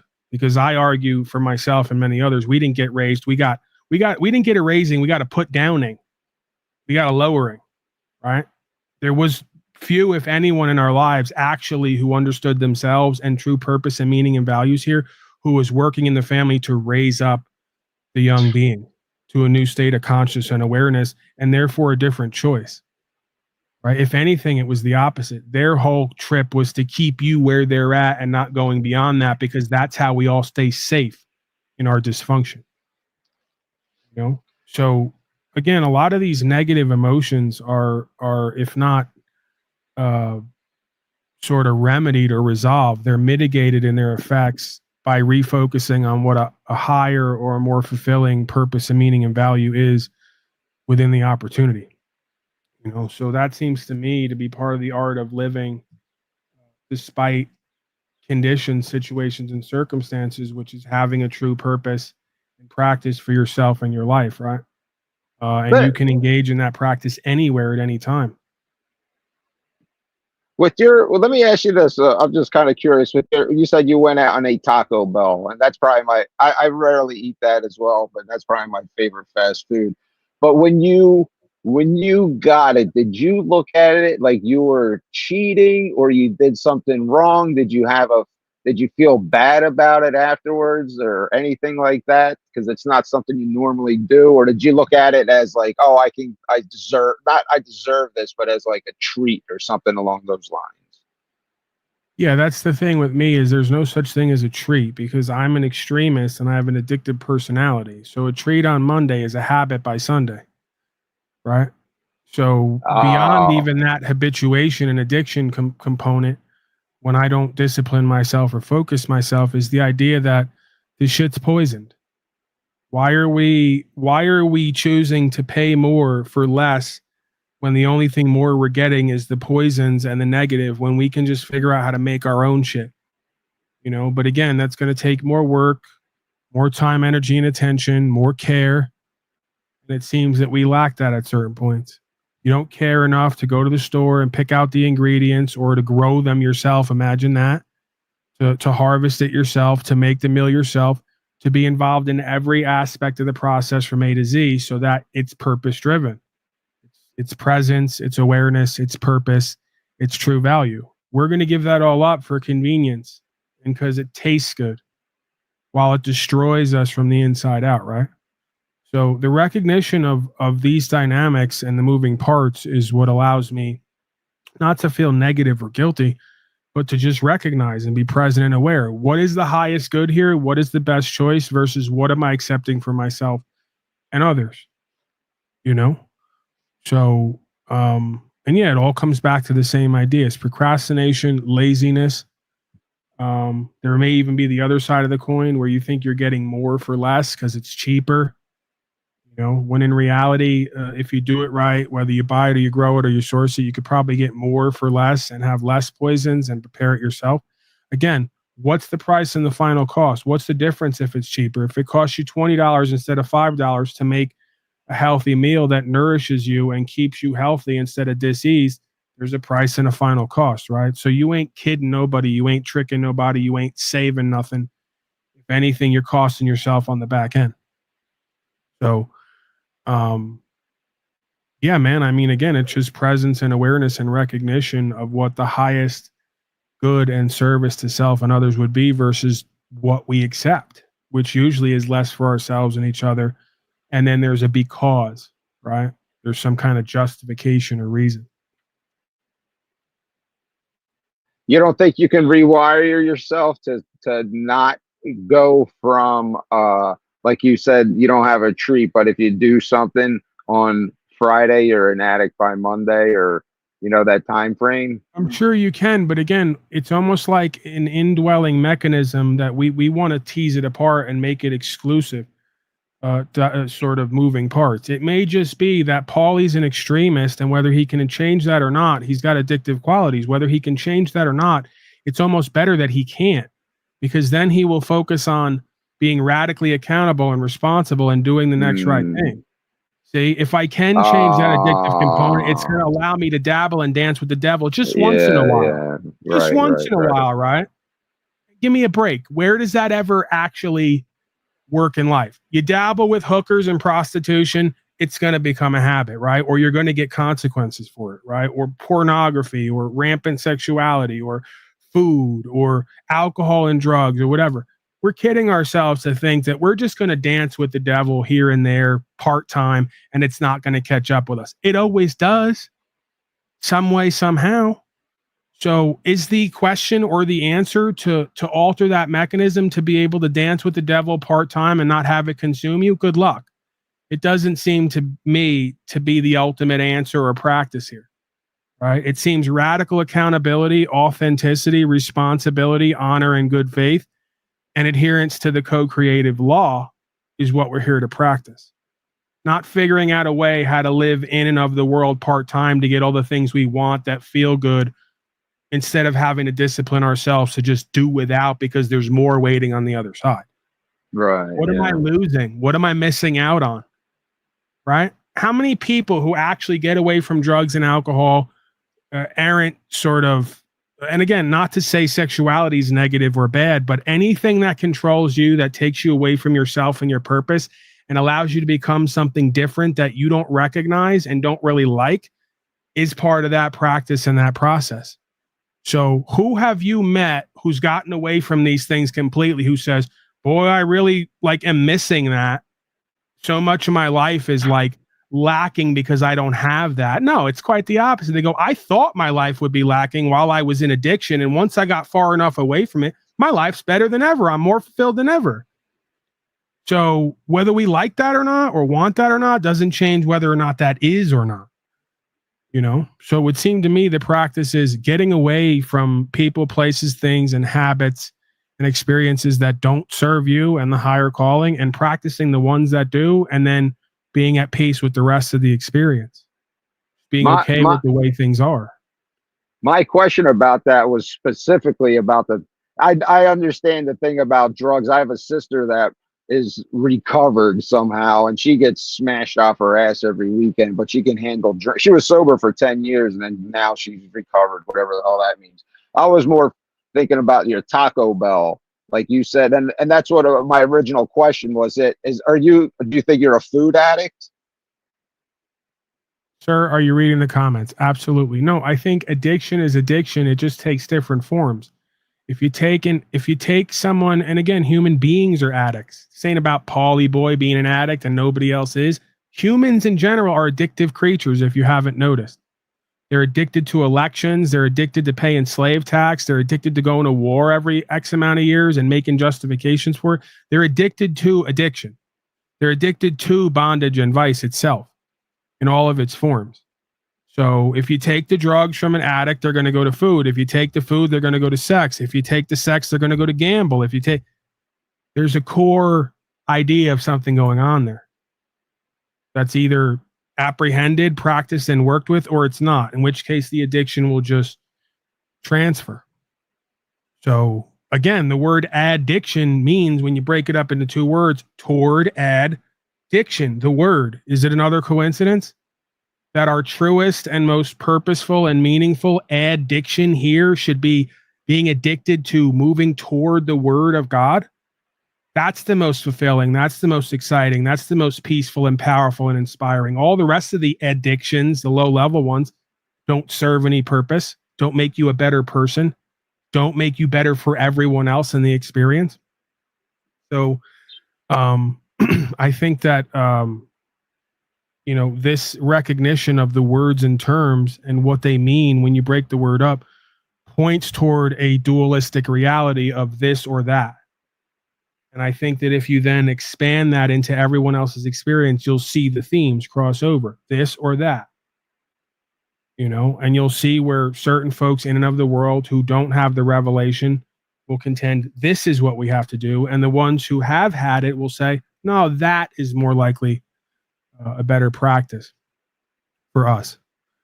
Right. But first, the individual would have to confront themselves and who and what they are, what they've been, and admit, yes, I'm addicted. Yes, all these things control me and direct me, whether I want to do them or not. I have an impulsion, a compulsion. Yes, impulsion is a word, but an impulse or a compulsion to seek something and to do something. And no matter how many times I do it, I'm never fulfilled. And I need more and more and more and wind up with less and less and less. Right. So it's the seeking, desirous changing of the self for the worse by trying to complete where there is no completion, right? Looking for completion where there is only diminishment. And again, I think that we're all subject to this dynamic, and I think that we all justify or deceive ourselves at times to continue business as usual, even if it's glaringly obvious what needs to happen. That's what makes this game interesting. Awareness and lack thereof. When I stopped drinking, I didn't realize, but I had a porn addiction and like heavy marijuana use. And when I stopped drinking, all those other two pretty much went away, and I didn't realize it, but I lost like 110 pounds too, because I didn't eat sweets, but I really loved chocolate, but I knew chocolate was bad wasn't good for me. And I knew the alcohol, like I was putting two and two together, like I can't be eating sweets. So I lost all this weight just eating normally. But once in a while, I would have these binges for chocolate. That's why I was curious about your food. And this went on for years and years. And just about 2 months ago, I started taking a natural parasite killer and some ivermectin. And I would get up in the middle of the night and make like a peanut butter and jelly or eat something like real sweet. All after taking that, I swear, because I have a cat, and they say with toxoplasmosis, it fucks with your brain. They said 80% of motorcycle accidents that come in, they have toxoplasmosis because it makes you act recklessly. Anyway, I started taking all these parasite killers. I don't have all these like urges for like sweets at night anymore. I don't have, like, I would get up. I'm living in a trailer in my sister's, like, her lot, nothing. And it's to a store, and there's like a vending machine in there, but I don't really eat all the sweet shit in there, but I had access to it if I wanted it. And like, I totally cut all that out, and I think I'm sure I had worms. They said like everybody has some sort of parasite in them, but I just thought it was really interesting that I stopped all my sweet cravings after I started taking that shit for a couple weeks. I'm just looking something up here because one of the aspects of this experience that I know I don't like, but probably rings true, is that work is a potential solution or temperance to these experiences. The more that one throws themselves into what they know they should be doing for work, career, not even for the money, right? I learned this at one of my first and last occupations, that after a certain point, you're not working for the money. You're working to give yourself somewhere to be and something to do, to focus your mind and your intention on co-creating, because without that, we tend to be a bit rudderless, a bit directionless, and the more that we get bored, or the less we have purpose and meaning and direction, the more we start, dancing with the devil. Idle hands are the devil's workshop, as they say. So do I like that? No. Is that what my body or my flesh is called to do? No. Have I learned the paradoxical sort of experience or nature of the flesh versus the spirit? Yeah. Oftentimes the things I want to do the least are the things my spirit understands I need the most. So I think, again, just speaking for myself, a lot of folks in this venue or in these venues, we shy away from physical confrontation at times, or dedication, commitment, seeing things through, right? And again, maybe I'm just speaking for me. So while I don't like it, or while I don't want it at times, I've recognized that when I keep myself busy and I focus my intention and my energy and my perception on creating something or serving something, there's less room for the devil, so to speak, to get its foot in the door. So, and that's why I've kind of gotten away from these panels and these interactions, because I want to get back to how I came into this. How I came into this was 2-3 hours, even if it was 7 days a week. I do my broadcast, I have my interaction. Before and after is spent with me and the animals and the land and nature, and growing, taking care of the animals, building, whatever the case may be, right? Focusing my time, energy, attention on co-creating or just having the experience. So yeah, I mean, that's as silly as it sounds. That's like work for me, to get myself up off the couch, outside. Like within the next 4 or 5 weeks, we'll be at the house up on Oregon. There's acres to be used to grow, and I will have to discipline myself to say every day I have to get up and plant, take care of the plants, the animals, work a part-time job, whether I need the cash at that moment or not. Because if not, I'm going to bum around. I'm going to hang around. I'm going to become purposeless. My life's not going to have purpose and meaning and direction. I'm going to be on panels with a bunch of folks who just want to sit around and waste their time, energy, and attention. Never co-create. So it's not even about what you're going to create and being able to step back and look at that, which I would guess is fulfilling as well, or have experienced as fulfilling. It's about the practice, right? The journey rather than the destination, because of what we recognize through self-knowledge.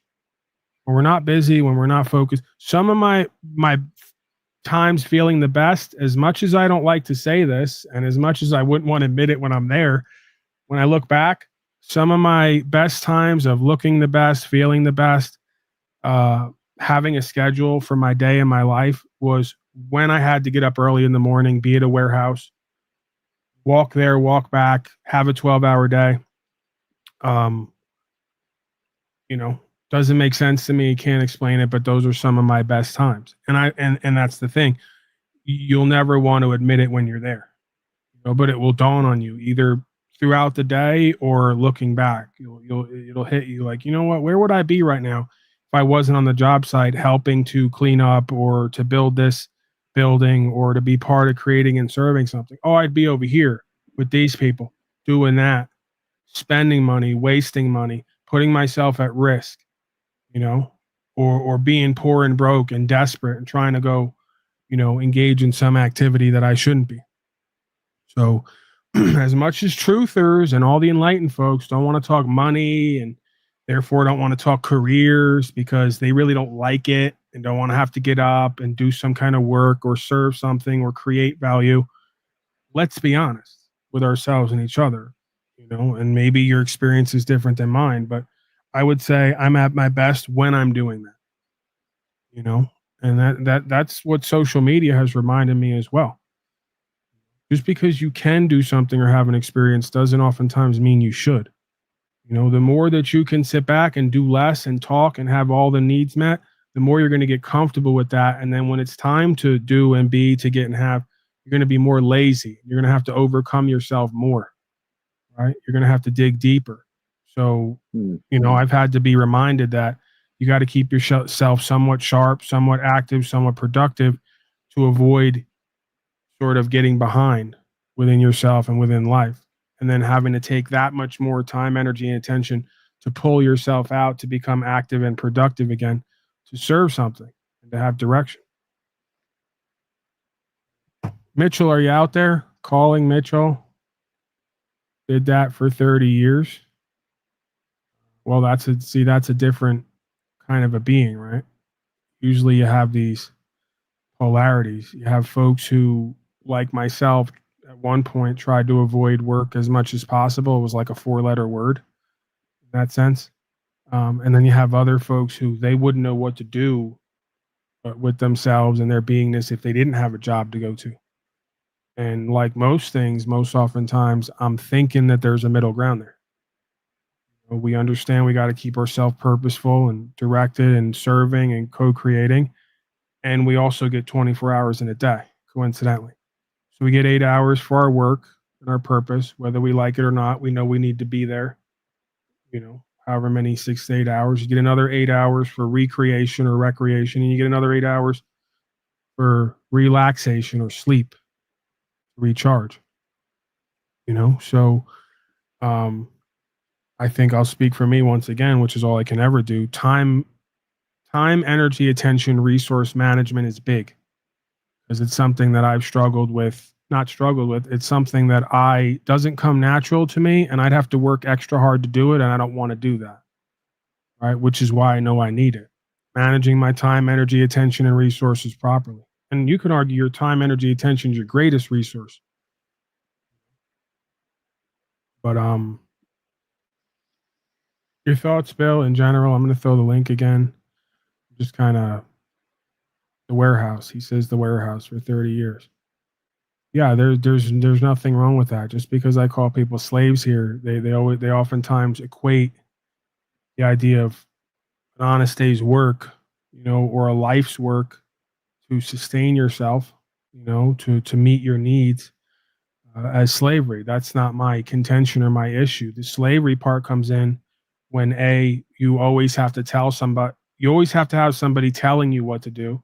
You always need a boss daddy in order to motivate you. And when you get your payment, your money, non-money, X amount of it is claimed by a group, and you're not going to have a conversation about how you owe them.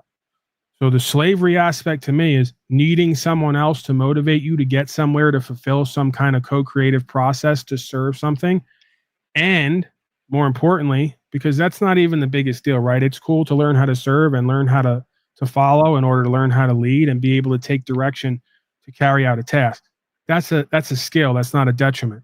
When it always has to be that, and you can't get up and go and create and start your own thing. And then the worst part is getting payment and then saying, well, 30% of that's going to go to here without me even asking any questions because they rule me and have a claim on my property and my body and whatever extends off me. That is slavery, whether we like that or not, right? But getting up, taking X amount of your days out of your weeks to focus on creating or serving something, right? Co-creating a product, giving that away, serving your community, making a living. That's not a negative thing.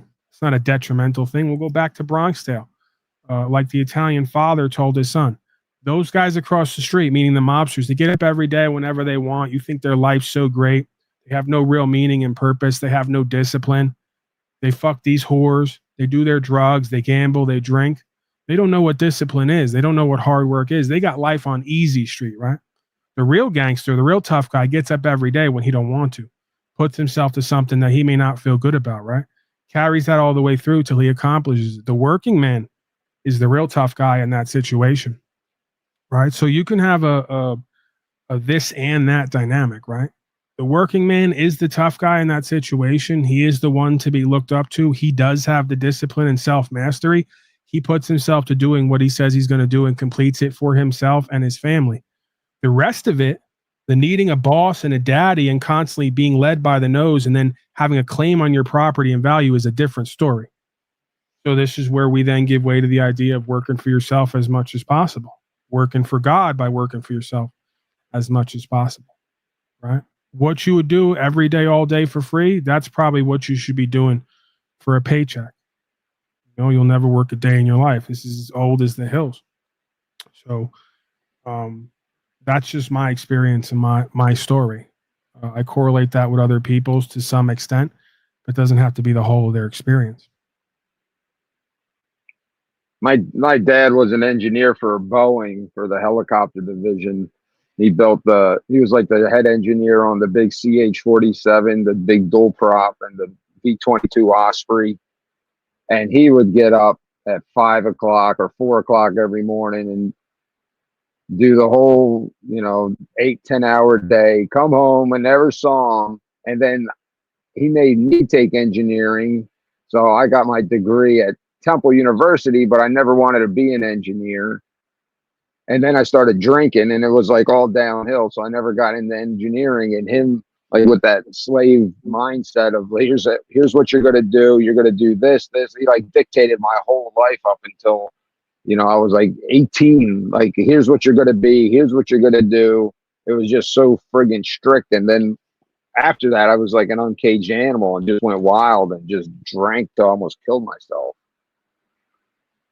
So I can appreciate the slave mentality because I grew up with that kind of like just getting up every day. But it was like, man, I never saw him on the weekends. We were just working, but he never came to like any plays or any of that stuff, which I don't know helped or hurt or not. But he provided for us, so I guess that was his main thing. Right, and that's again the typical experience of a life lived in first gear, so to speak, or just a limited aspect of self. So it's like it's this and that. It's not this or that, right? Like it's good to be a whole person and be holistic and be empathetic and co-creative and to love or care deeper, right? Rather than just to provide. So it's this and that. But BioIntel says, I've been out of work. I can't stand it. I just got to find something I could do alone. I can't spend that much time with coworkers who drive me nuts. See, you just did it. This is the point. For every being has their own set of enslavement. It's not the same for every being. Like there are places where it is, there are places where it isn't. For the folks on these panels, including myself to a certain extent, your slavery is your comfort and you wanting to do what you want to do. Your freedom is your slavery. Because ask somebody who hasn't worked and had a steady job in the longest time how difficult and hard it is for them to get their ass up, to be and look presentable, to go down somewhere, to put in applications, to follow up, to set a schedule, to meet that schedule, to perform their task, to not fuck off, to not do drugs and alcohol, do it 7 fucking days or 7 months in a row, and not necessarily have any end in sight or expectations. You pretty much can't. I know that because I know me. Unless you were really willing to, which most of you aren't, because you don't have to be, right? So that's your slavery. For the guy who gets up every day for 30 years and goes to listen to a daddy boss tell him what he's going to do and be with no end in sight and no co-creative inspiration to do and be and have more for himself and his family, his slavery is the job, see? For the guy who doesn't work the job, not working is their slavery. For the guy who works 30 years, working's his slavery. Because it's whatever takes over you and takes you away from who and what you could be and allows you to make excuses and justifications for that process. So you can continue to be less and do less and have less and call it whatever you want to call it, right? So this is why they'll say, Paulie's speaking in circles. He's double talking. No, that would be like saying your doctor's talking in circles and double talking if he says, this guy over here needs antibiotics. This guy over here needs a shin splint. It depends on who comes forward and what their state of beingness is, what they're presently experiencing, what they really want or need out of life versus what they've been getting.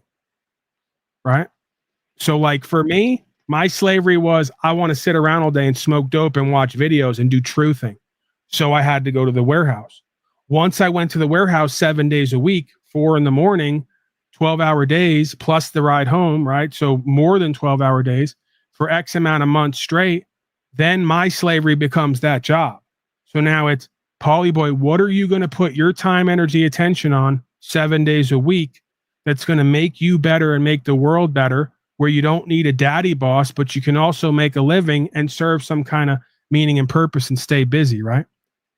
So literally, it could be the same set of circumstances and still be the same set of circumstances, because your slavery is defined based on where you're at, where you want to be, what you're doing and what you're not doing, and what the overall experience is. So I don't know if that makes sense, but again, that throws a lot of people off. Paulie boy, you say stop working for a boss, and then we sit on panel all day and jack off. You say we're a bunch of commies and collectivists and parasites and useless eaters. Well, there is a middle way here. There is a middle ground, right? It's called rugged, individualistic, interdependent, entrepreneurial, if you want to use all these fancy words and terms to describe Americana, right?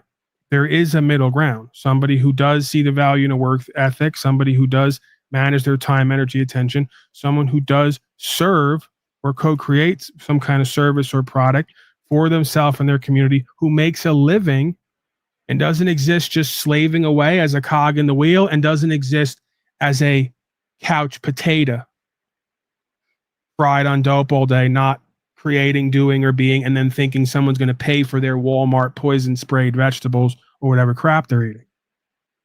You know, there is a middle way in a lot of these interactions.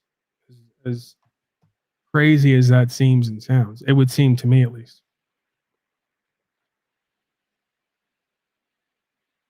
All right, let's hit some of these tabs up here, and then I'm gonna bang out of here. How to stop a bully so he regrets it. Russian mafia advice. Grim hustle. It's been a while.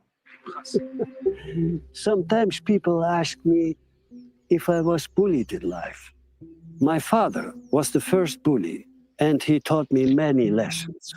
But it was in prison, in the Gulag, that I truly learned how to stand up for myself.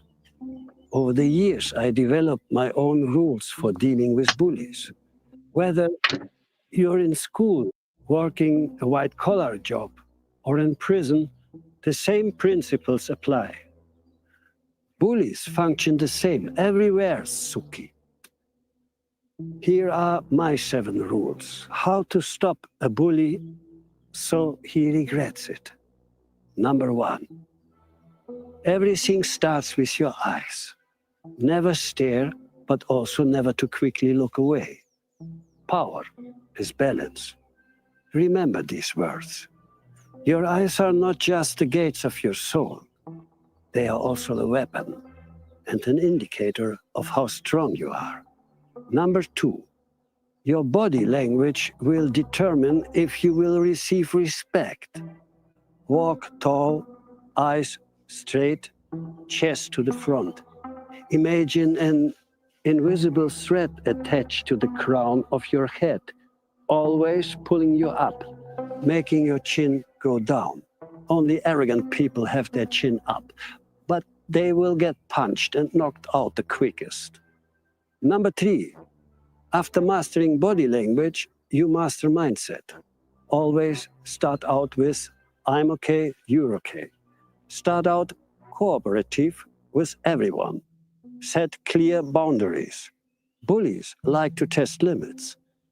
If someone treats you like shit, strike back swiftly as a warning, and then offer cooperation again.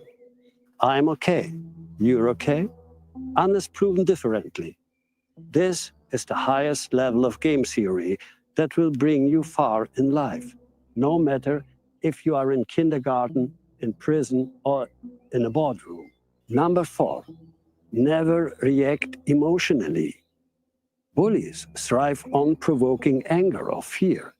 Keep calm. Use logic and humor, and give the bullies no emotional reaction they seek. Your calm is your shield, and your calm is your sword. Number 5, form alliances. Everything starts with paying it forward. A favor will grow you a connection. A connection will become an alliance. An alliance can even become a friendship. Bullies have a tough time when you are well connected and useful. That's why number 6, keep your skills sharp. Whatever is needed in your area, practice every day. Verbal wit, strategic thinking, or self-defense. Every day, sharpen your sword. Bullies avoid people who have real competence, but don't brag about it. And finally, of course, number 7. Your sharpest sword is silence, also against bullies. When dealing with a bully, silence combined with strong eye contact will create a powerful shield. If your body language is tall and strong, silence is your master, your protector, and your charisma. This rule set is from the Grimm book. Grimm Begins. It is a novel, not just for entertainment, but empowerment. This is the Grimm way. The first book of the Grimm series tells the story of a lost young man who flees his abusive father to go and travel. This is me. But when new friends turn out to be drug smugglers, it leads the hero into the dark gulags of the Soviet Union, where he grows from boy to man. It is grim storytelling, yet deeply truthful. It is a metaphor for all of our lives. You can get the Grimm book here, no matter if you are young or old. This story will transform you. Grimm's mission is to bring cultural change for generations to come.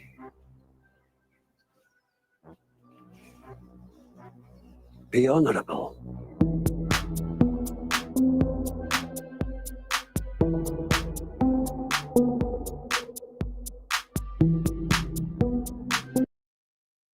All right, so let me address Mr. Bio Intel. First, let me thank a couple folks. You guys are amazing. Let me do the Donald Trump. You guys are amazing. I actually was thinking that, but then I went to go say it. And I thought of Donnie. I'm doing the Donnie bit. But it really is a blessing to have you folks here contributing and supporting in various ways and allowing me to fulfill my purpose and meaning and bring value in certain ways here that I know how, and having a return on that. Of course, that feels good, right? I'm not going to deny that. But again, we're now reflecting the same idea. I'm going to talk to Mr. BioIntel. Pedro Castillo says, get well, stay well and strong. Thank you, Pedro. And Scott B says, for hope this finds you in good health. Appreciate the well wishes. So the bottom line is, man, I know myself, so I know you on some level, and you have a very bad habit, BioIntel, of finding all the reasons and ways things aren't going to work. So you also have a habit of putting the power outside of you and the meaning and the value and purpose outside of you. Someone who really cares about themselves and their life and being and doing and having better doesn't even let anyone else in the place into their experience. You think someone's going to sit there who's going to be a winner or successful and go, well, I can't find a job because you're going to have to work with junkies. Like, you're above and beyond that, right? Because for every statement you make about other people, they're going to make one about you. And guess what? Those junkies are at jobs working, disciplining themselves. They're putting the time, energy, attention, and you're sitting at home making excuses about how you won't care for yourself because there's junkies at the job. Who's the idiot? Who's the disempowered one? That's you. So keep trying to make excuses like I and others don't see through it. You're going to have to start seeing through your own excuses that you make. And then wanting to use people, places, and things for a justification for that excuse that leaves you less powerful and inspired at the end of the day. You know how you're going to get empowered and inspired? By recognizing your own bullshit. Because that's what I did. You think that when I went to go walk to the warehouse every day and walk back, I had money in the bank. I didn't buy a car at that point. At a certain point I did, and I rode it to and from work every day without a license plates and everything else, in between everything else I was doing. You know?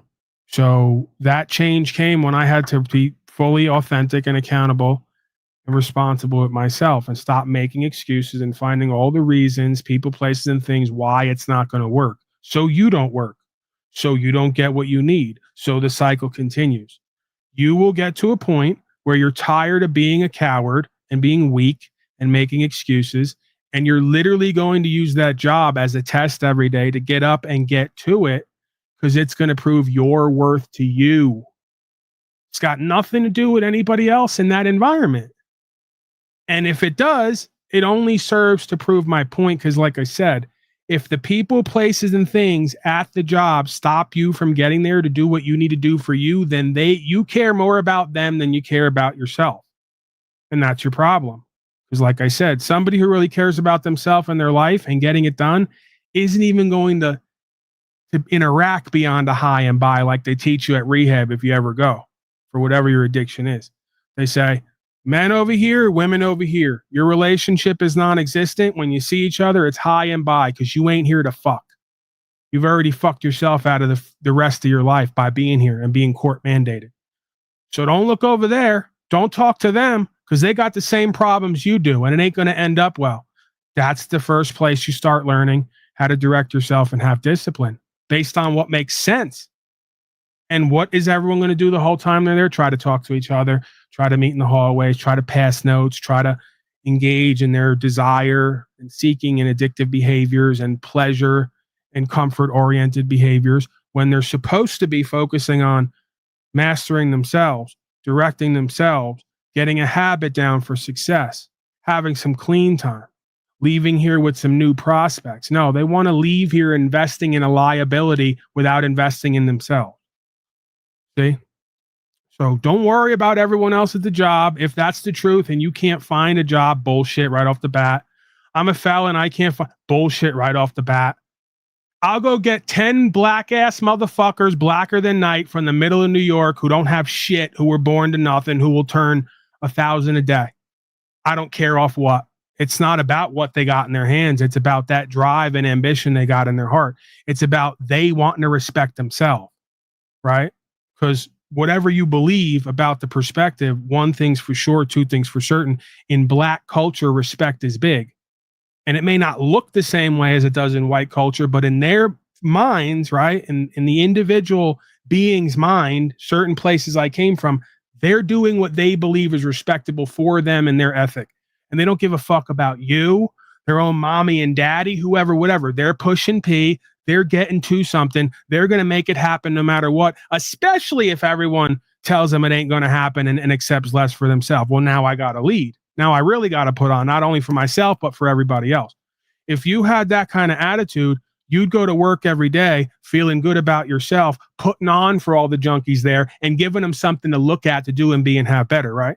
This is why when I went to rehab for the first time, they elected me big brother of the institution. Not because I wasn't fucked up and had a whole bunch of shit to work on, because I tried to bring this attitude to those four walls every day that I was there, right? That, okay, we're here. Okay, we've accepted less for ourselves and each other, but we're here to accomplish something, to do and be and have better. Let's look like it and act like it, because maybe some of this shit will rub off and we'll actually do and be and have better. Right? So this is where you have to transition to a leadership position. If you're so worried about the junkies at the job, they shouldn't have any power over you. You should have all the power and influence in the room, because you're not, right? Because you're going to do and be and have better, right? Because you're going to live better, because you're going to be an example for them every day, that you're there early, which means you're on time. Because if you ain't early, you ain't on time when it comes to most jobs. That's rule number one for just the basics is punctuality and consistency, and then take an extra responsibility and accountability. So while the junkies did their work, according to you, I'm just talking from what you said, the junkies did their work and they got done whatever they had to get done, the bare minimum. So they went to slacking, and who do they look over and see? Mr. Bio Intel taking a second and a third and a fourth project, because he don't have time to sit around and jerk off. He don't have time to sit around and wait for something bad to happen. He's going to stay active and busy and focused to get shit done here, so that motherfuckers respect him and his walk, whether it be the junkies, the customer, the boss, and he's going to rise in that organization, right? So don't give me the bullshit, because a motherfucker who's got an ethic and a drive and a logic and a practice and sticks to that consistently don't have any other choice but to be successful. I don't care where you put them. You know how hard it is to get motherfuckers to show up earlier on time, to be there every day they say they're going to be consistent and take on extra responsibility? You're a model winning employee at that point. and they're going to put you in a managerial position. Don't tell me about fucking felonies and all the rest of it. It's absolute justifications, garbage, and excuses. For every time you make that excuse, I'll point to you to, like I said, a black motherfucker who's been born rolling a boulder uphill with no parents, with no education, who, because he's got heart and he's willing to do what the rest won't, will rise and succeed in any fucking environment you put him in. That's the only difference between him and you. His mind ain't full of excuses. He's got reasons how this shit's going to work. And when that don't work, I go, I'm going to do this and I'm going to do that. And I'm not going to stop till it fucking happens. And once I get on, I'm putting me and everybody else on too. That's the difference.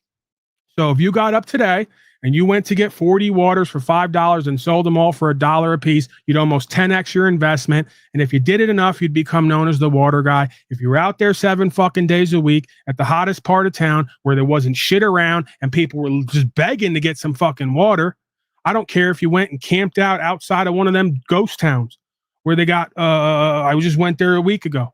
They got donkeys that walk around the whole town. There's 900 people population, barely anybody.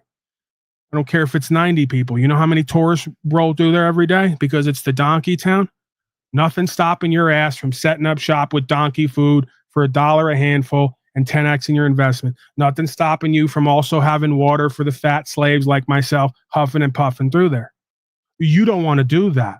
You got excuses. What are they going to think? How am I going to get to? You'll have all the fucking reasons and excuses while the next motherfucker will literally bring a tent.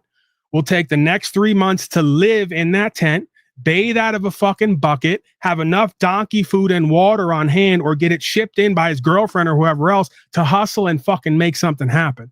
And by the end of this 3-month period, everyone in that town's going to know him for what he does and the fact that he filled a position or a couple positions. And that's just the bare minimum.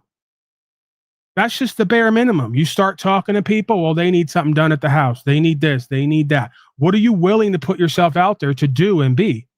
Are you willing to really believe in yourself and network? Don't make excuses for me because I'm somebody who's taken my life to the next level in various ways to do whatever I want or what I'm good at and see value come back consistently. I've done it with other people. Jennifer goes, I never cleaned before. How am I going to do cleaning? But I go, you're a super Jew. You clean for fucking pleasure. This broad, she's so type A. She cleans because she likes it. I don't know nothing about that, but I know how to use that. So I go, hey, you said you wanted to start a business, right? You want to work for yourself. You even want to try out what I and others do, which is working for free and letting the people decide what value they're going to give back. So she gave me excuses. She got scared. I told her, you're going to make a sign. You're going to put it up. Someone's going to call you. And they're going to give you value, and you're not going to have to make a contract. You're not going to have to ask for shit, and you're going to have a different service than everyone else offers because you're going to use essential oils and you're going to custom mix them, and then you're going to give a custom smell to everybody in their house that they like that isn't toxic because now you got some way to market yourself, something different than everybody else. Fast forward, she's got at least a half a dozen people. She's regularly in between her other job officially on the books going over there. She doesn't ask for anything, and she makes more than the average person would who does it for a fee, hourly. Because I've told folks many times, when you set a price for yourself, if you don't set it astronomically high, you're tricking yourself out of your blessings. Because many folks out there, believe it or not, are not iniquitous using ballsy scum. If you look them in the eye and you do your job right and you do it well, they're going to give you more than you'd have been worth for equal fair market value. Because you're something different and the way you do it is something different. And because you didn't ask for nothing, the sky's the limit on what they can give. And it's going to be their idea, not yours. So you don't have to feel guilty. Not that you should be guilty about working for pay, but that's always been a thing for me. Maybe I have real low self-worth. Maybe I don't like corporatism. Maybe I just like the idea of gambling and practicing something different that appeals to me. I never liked the idea of telling people, I'm going to do this, you're going to give me that. I like the idea of showing up with no guarantees, no expectations, giving it my all or doing my best, expecting to walk away with nothing, and then watching the blessings come in. I enjoy that. That's my gamble. That works for me till it doesn't. And I'm not downing anybody for setting a price either. But so yeah, man, I'm talking this shit directly to your soul, kicking you in the ass to try to inspire you and motivate you, not to come down on you, right? So don't take it as that. But when you give me all that, I know it's all bullshit and excuses because I know me. You know, start with the basics, use common sense, put yourself, do it, stay consistent, have a good fucking attitude while you do it, and watch what God is going to bless you with as far as an experience, if not, remedy or resolution or remuneration, I believe. Is that the proper terminology? Thoughts on any of that? Let's see if Mr. Bio Intel.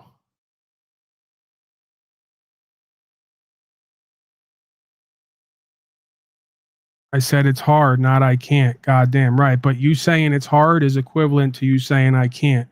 Because there's no point in talking about all the things in life that are hard. When you speak that out loud and you put it's hard on the end of it, it implies that you believe it's out of reach for you. Right?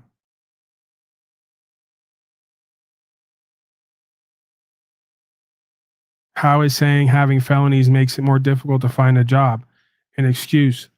That's just a reality. It may be a reality, but it's your excuse because you said it. You used it. There's no reason for that to come out of your mouth unless the subconscious or conscious belief is my life's going to be harder, in which case, what's the point of saying that?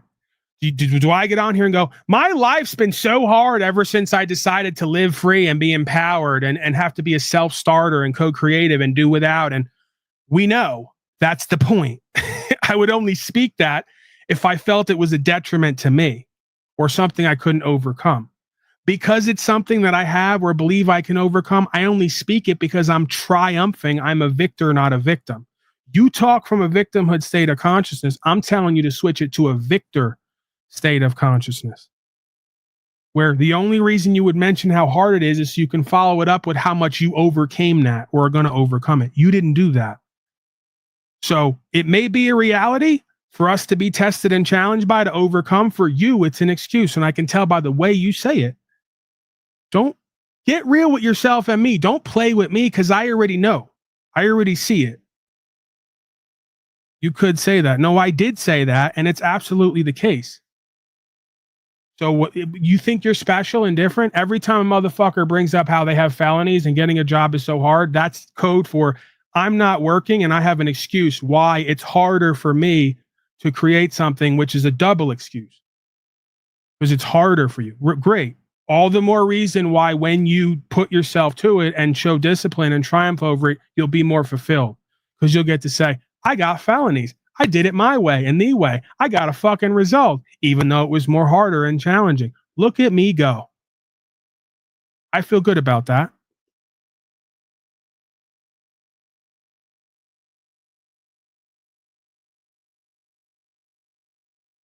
I think it's laughable because anything that you say is harder. Like when they told me, you know, my father knows, how's value going to come in if you're not selling? And because there's always something marketable and you don't even have to directly market it. I want you tomorrow, so you won't do anything that I say because then you'll get a result and prove how ridiculous you've been this whole time. I want you to get up to tomorrow and I want you to put a sign up with whatever bullshit is in your head, but with a proper attitude. Felons for hire. Bet you I could market it. Bet you if I put signs up all over the neighborhood that say felons for hire with a cute little picture of you in a black and white outfit, right? But with like a kitten or something, you know, bet it's marketable. Bet a whole bunch of people who were once felons who are now successful are going to hire your bitch ass to see you not make excuses on the job. And they're going to pay you double because they feel for you because they've been there. So cut the games. Oh, it's so much harder. Yeah, because you don't believe in yourself. And if you don't believe in you, who the fuck's going to? And if you do believe in you and you market yourself correctly, who's not going to take a chance on you? You're so much different than everybody else? No. You just believe something that stands in the way of you becoming something that gets you to where you're supposed to go. If you believe something different, you would go there and get what's meant for you. That's it. Very simple, but very challenging change in perspective. So like I said, prove me wrong. Like Mr. What's his name? The broadcaster does. Prove me wrong. Put up a sign all over town tomorrow saying felon for hire will work. You know, you can even put a tagline on there. At least I'm working and not robbing, whatever. And I bet you'll get a call. I don't care if 3 weeks have to go by. And once you get your first one, you're going to get your second and third, because that's the nature of how fucking things work. And the more you get experience, the more confidence you're going to get. And the more you're going to repurpose and remarket. And the more the cycle is going to continue.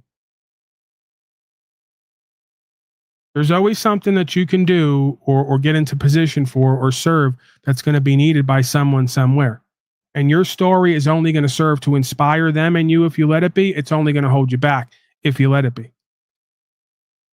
Do I have to now do a search? I don't know them, but I guarantee anything that I can think of is out there. Should I do a search right now for felon companies? Let's do that right now. Let's see how non-marketable and how difficult it is. Company run by felons. See what we get. Maybe it doesn't exist. Oh, wow. 25 big companies that are rich run by felons. Oh my God. What's first on the list? U.S. government corporation, and second on the list is Microsoft. Holy crap. I'm kidding. That's not on the list, but you get my point. Imagine you living in a hell realm, as you all like to put it, world where felons aren't going to get hired, but your corporation you call government and the computer you're using is literally run by felonious motherfuckers. How fascinatingly, comically ironic. Let's see. Companies, blah, blah, blah, felons, slavery. Where's the list? Oh, McDonald's. There you go. Turns out Roy Kroc used to beat up on his bitch and his dog. I'm sorry. I'm supposed to do a family broadcast here. I can never get it done. I always go blue. Starbucks. What a fucking surprise. Microsoft is on the list. I made a joke, and it turns out, Paulie boy, art imitates life, not the other way around. And in every jest, there is some truth. Coca-Cola, General Mills, Amazon, Walmart. I don't know. Is this like, are they doing the ironic list? I may have to fact check this site, because they may be doing the ironic list. Like they do a broadcast and they go, they're trying to inspire you. So they're listing all the biggest, richest companies and say they're run by felons. Would it surprise you? This is what's so silly, right? Is you'll say to me, the criminal class who's the most clever and wanting to cut corners to get the most money the quickest isn't industrious and ingenuitive enough to be successful in the legitimate world. It's laughable. Literally, criminals are the most successful businessmen when they decide to go straight, because it's simpler but more challenging, because you got to like put the work in and stay consistent. But you don't have to lie and cheat and steal. You just got to put the work in. That's the hard part for the criminally minded, right? Not marketing, not coming up with the idea, right? It's staying consistent, not expecting quick money for nothing, right? And self-sabotage. But it's like, dude, do we need to go back to Casino and all these movies, you know? The criminally minded, addictive folks are some of the most successful businessmen when they choose to be, if they just discipline themselves, direct their time, energy, and attention. Like actually care. You know, the same way like when folks get up every day and like walk all over town to beg, borrow, and steal to get drugs, they got plenty of time, energy, attention, get up and go for that, right? That's the thing about the criminally minded. They got all the extra time, energy, attention, and resources for all the wrong things. When they finally get right and align themselves and direct it properly, they're some of the best business people. Long as they don't cut corners and self-sabotage. Trump is a felon, allegedly. There you go. So I was making a joke, and it turns out my joke was more closer to truth and reality than folks telling you a lie in your reality. Or it says there are people in my profession that specifically look for felons wanting to get back on the straight and narrow. Met some excellent characters that way. There you go. So Bio Intel says, okay, I will come on panel in 3 months. You just proved to me with that one statement why you were unsuccessful at work or at your job. Not only with your excuses and justifications, with your laziness and procrastination. Could there be any better of a reflection of Paulie Boy, the loser, failure himself? So that I can show you this aspect of me, and then this aspect of me, and then have that reflected based on who and what you are and pretty much the human condition is.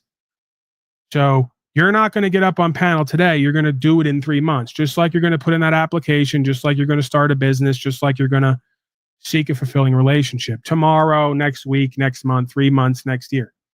Lazy, procrastinating. Thank you for giving me the sound bites of your life based on how you choose thoughts and express them. I then get to paint you the picture of who and what you are and inspire you to do and be and have better. That's literally all I'm doing here. And I'm doing it from a place of more experience than you about being a loser, failure, addict. So congratulate me. So we got, now what do we have now? Let's put it all together. Lazy, procrastinating, excuses, justifications, prideful, because you're too proud to go down and work surrounded by junkies. Because really underneath that pride is a false sense of self and insecurity. You're not secure enough within yourself to take a leadership position and say, I'm going to go to work every day surrounded by junkies and show them what it means to be a real fucking man. Put myself to the test and be accountable. Right. You ain't got that, what it takes. So just like they're junkies for drugs and substance, you're a junkie too. You're addicted to excuses, lack of inspiration, disempowerment, negative, shitty thinking. Did I say excuses and justifications, laziness and procrastinating? You're the worst kind of junkie of all. Because crack junkies and heroin junkies and meth junkies, I know they'll get up, get out, and get something with the quickness and do it all day, every day for their drug. You won't even do what you need to do for yourself in your life. Pride as well. You're addicted to pride. I get it. We're not so different, you and I. Because we're not so different, I can talk about it. And if I talk about it and you listen, you're going to get the point and you're going to do and be and have better for yourself. And then I'm going to have value in your eyes. And then I get to fulfill the agreement of what I'm here doing to some extent. Questions, comments, concerns? No, fuck that. I'm done with you. Not really. Run for president of the United States Corporation if you're a felon. You just might win, and then you can change everything for the better.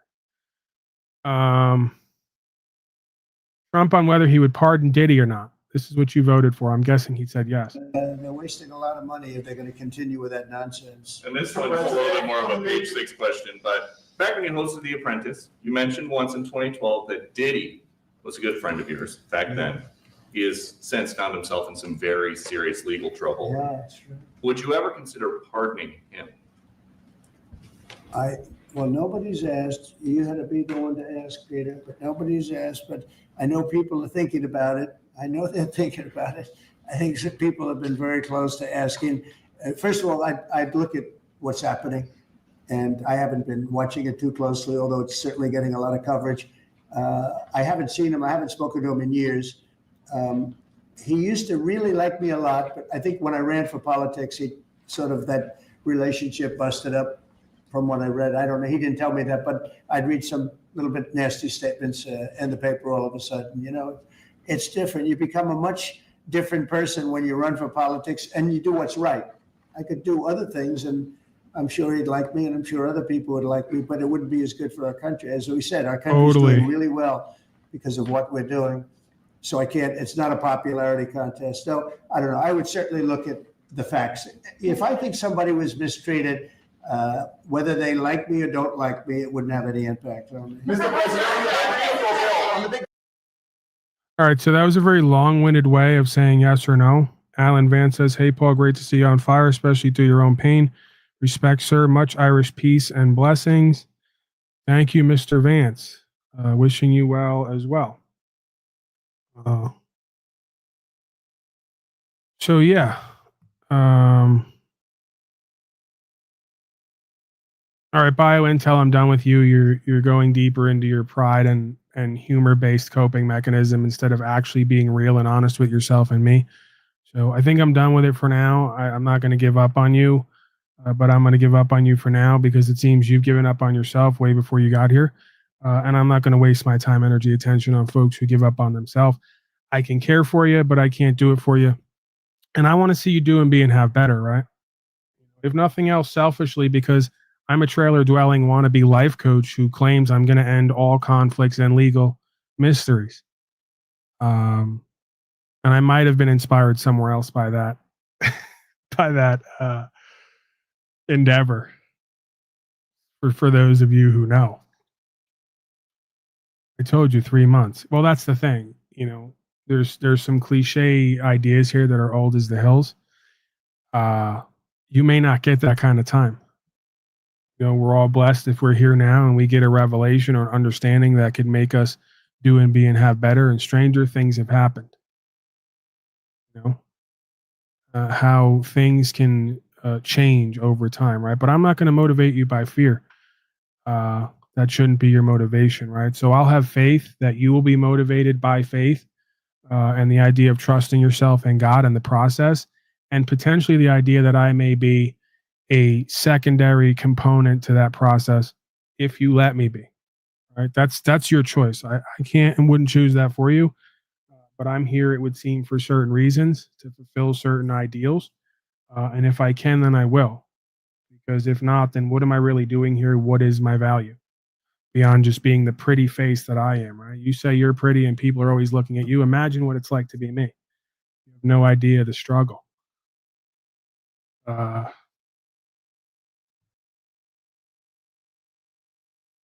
I was gonna die in 3 months, I would not be looking for a job. Okay. And maybe I should just be unemployed. Well, there you go. All right, let's get back to me and/or slavery. Boulder attack latest number of victims climbs to 15. I'm gonna get out of here soon because I'm getting the telltale headache. I didn't eat, and maybe I didn't drink enough water. Who knows what it is, but it's a rather consistent dynamic. Talking too much. They were literally set on fire. 15 people now reported burned after that anti-Semitic attack in Boulder, Colorado. Good afternoon, everyone. I'm Kira Phillips. This comes as new details about the suspect, Mohammed Solomon, continue to come out, including the fact that he was planning this attack for a year. Graphic new video also showing the moment Solomon threw a Molotov cocktail at a group of peaceful demonstrators calling for the release of Israeli hostages in Gaza. An eyewitness at the scene now talking about the moment he tried to save a woman on fire. At that time on Sunday, I was looking a little bit towards the mountains, talking to just a friend, a colleague, someone who happened to be there on the walk with me that day. Suddenly, right, like I think I heard a crash. Felt a lot of heat, and a person is on fire. A woman is on fire. I'm saying this because that's what happened. That's what I saw. And I'll tell you that my focus got extremely narrow. I was worried about that woman, and I'll tell you, when someone is on fire, it takes too long to put them out. Wow. Powerful. Joining me now, Alex Stone. It would be powerful, but to someone like me, a theorist like me, I'm one of the ones who says, something about the way he just spoke that and delivered that just didn't sit right with me. Some folks might say certain groups and organizations aren't above propagating fake news or even exploiting people's fears in order to do propaganda and political science. So I don't know.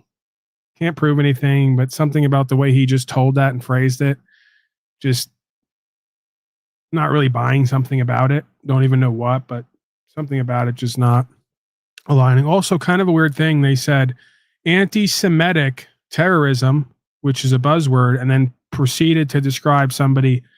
Maybe I have to listen to it again, but it was exactly the opposite. They said it was someone protesting Israeli prisoners held on Gaza. I don't know. I don't even know how does that even make sense on either side? How could it be anti-Semitic? Whatever. What are the odds that folks are staging things and/or just pushing propaganda to set a stage for optics, as Mr. Snafu Creature would say? I think the phrase that kind of threw me off was, "I'm saying this because that's what happened." It's just not. Typically, when someone's giving you an account of a harrowing event that really affects them deeply, they don't come with that energy and tonality and then phrase what they're doing as if they're talking about themselves in the third person and describing what they're doing. I'm saying this right now because that's what happened. We know. You telling us that's what happened doesn't mean it's any more real. But it's almost like they're getting out ahead of it. Hey, I'm saying this right now because it really happened. I don't want anybody to say it didn't happen because I'm saying here right now it did happen, and that's why I'm describing it.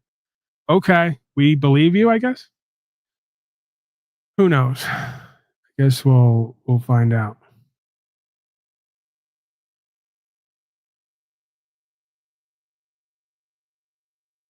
don't even know what song that is. Hey, little girl, is your daddy? Did he go and leave you all alone? Wah, wah, wah, I'm on fire. Not even a real song, I don't think. Disability advice. Well, I don't give advice at all, but if I was to have to take a perspective for myself that would work for self and other selves, I would do just that, changing my perspective, right? Typically, no matter how disabled somebody is in one area, they have abilities in other areas. So why choose to only see where you're quote unquote disabled rather than to play up or to acknowledge where you have ability? So, you know, I would do the same for myself that I would say would work for anyone else. So disability seems to imply that you have no ability. Focus on what your abilities are and focus less on where you're disabled. Then you'll have a balancing experience there, or of a balanced experience. I mean, you were able to type in the box there. You're able to be communicative. You're able to interact. Right. So again, that could be seen as one of those experiences of choosing the most negative perspective or reality and then embodying that with the whole of your beingness. Doesn't seem like it would be beneficial to oneself. Seems it would be more beneficial to say, well, I may have a disability in this area, but I'm able in all these areas. Let me focus on how able I am rather than make the whole of my descriptor for myself as where I'm not able.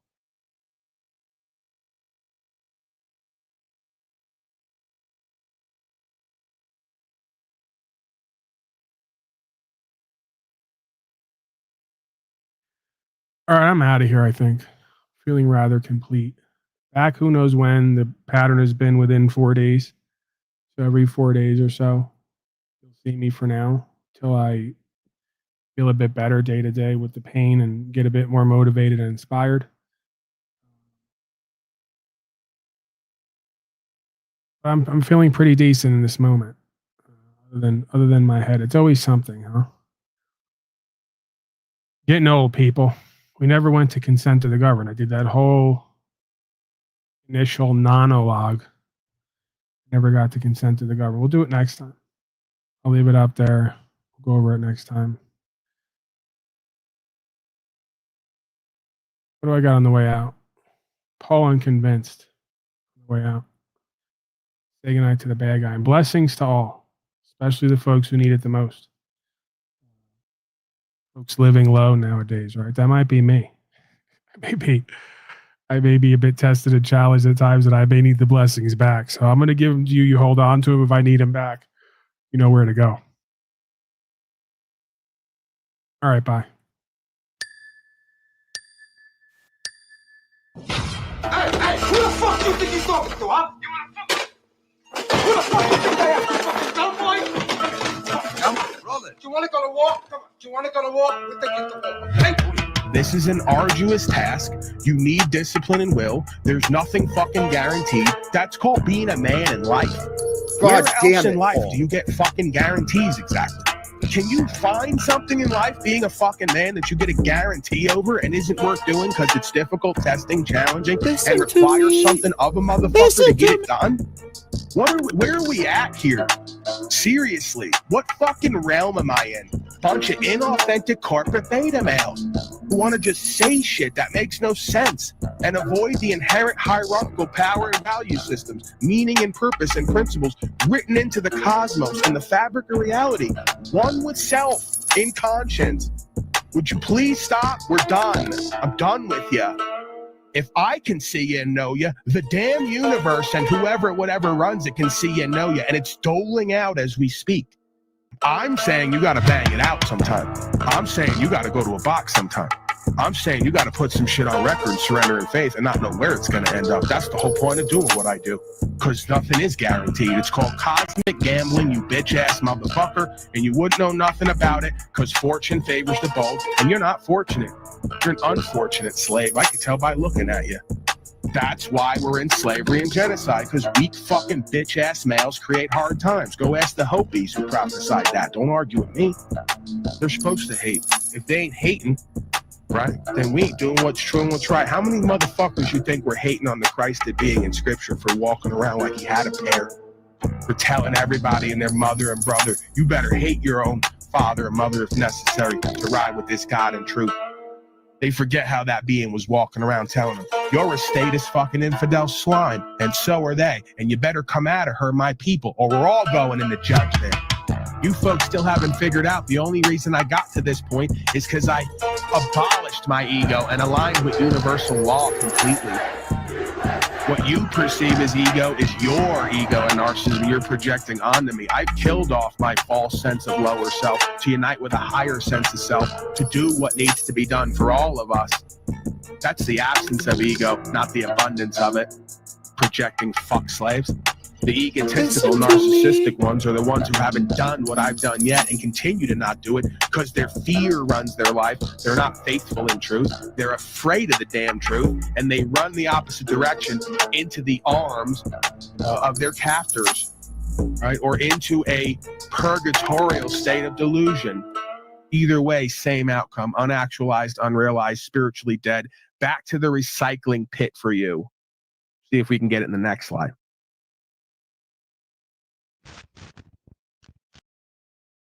Zadoodle ba, shoo-a-ba-lay, sca-da-da-da-boom-ba-da-ba-ba-da-bed-da-doodle-lay. My dog is a soft seed, he don't take commands. He's a 4-part rebel wearing mud from the land. Don't work, don't guard, don't heed my call. He'll run in for dinner like he's chasing a ball. Zadoodle ba, shoo-a-ba-lay.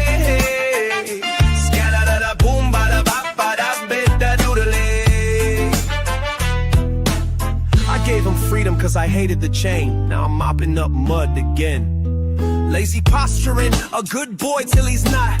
He reads the rules, then pisses on the spot. Comes when he's hungry, leaves when he's full. And all the pups copy like he's king of bad school. When I clap my hands, pups scatter and hide. But he just stares with dumb soft-sit pride. Head tilt, blank eyes like what I do. Bro, you tore up the yard and tracked mud on my shoe. My dog is a soft-sit, won't bend or break. He takes every privilege like where's my steak? He don't listen when I speak, but he knows what I say. Slips past my back like it's all play. I try to be fair, I try to be wise, and I know I'm the tyrant in his soft-sit eyes. Zadoodle bob, shoo-a-ba-lay, sca-da-da-da-boom, ba-da-ba-ba-da-bed-da-doodle-lay. First time he bred, I said no way he could. He slipped that gate like a ghost through wood. I saw myself, he tried to do it again. Look back at me with that wolfish grin. 5 pups later, they all got his flame. Second gen soft sits changing the game. Now she's pregnant again. Don't know how he scored. Bro figured out the round knob door. My dog is a soft sit. Don't build, don't plan. He don't pay rent and he choose what he can. His freedom he flies like a flag in a storm. The weight of his shadow ain't noble or warm. He don't take commands. He don't follow the rules. And now I'm tempted to remove his jewels. Zadoodle bob, shoo-a-ba-lay, sca-da-da-da-boom, ba-da-ba-ba-da-bed-da-doodle-lay. I pour in love, I give them all grace, but it's looking like I'm losing this self-made race. The creator's testing me steady and plain, and I keep stepping deep in the same damn pain. I didn't want slaves and I don't want war, but I'm raising 8 beasts that guard the door. When he's not around, they'll listen and stay. They snap right out of their soft sit. My dog is a soft shit, he don't raise a paw. Trying to bend the house to his personal law. He don't need words, just a sideways glance, and I'm standing in mud with no second chance. I doodle bob, shoo-a-ba-lay, sca-da-da-da-boom, ba-da-ba-ba-da-bed-da-doodle-lay. Freedom meant only for those who discern, or do beasts burn? Lessons I've yet to learn. I won't let them be sold to be poisoned and tamed. I gave them a home so they'd never know chains. Now I'm stuck guarding in their sovereign domain, but to lead them in peace must I wear that blame? My dog is a soft shit, I made him that way. Let him be free and I pay every day. He don't see the weight that I must bear while I fight off the world that don't even care. He made his choice, I'm still making mine. He's free by nature and I pay the fine. Zahdoodle ba, shoo up lay, scatter boom bada ba bada bed da doodle lay, scatter boom bada ba bada bed da doodle lay. God damn it, Paul.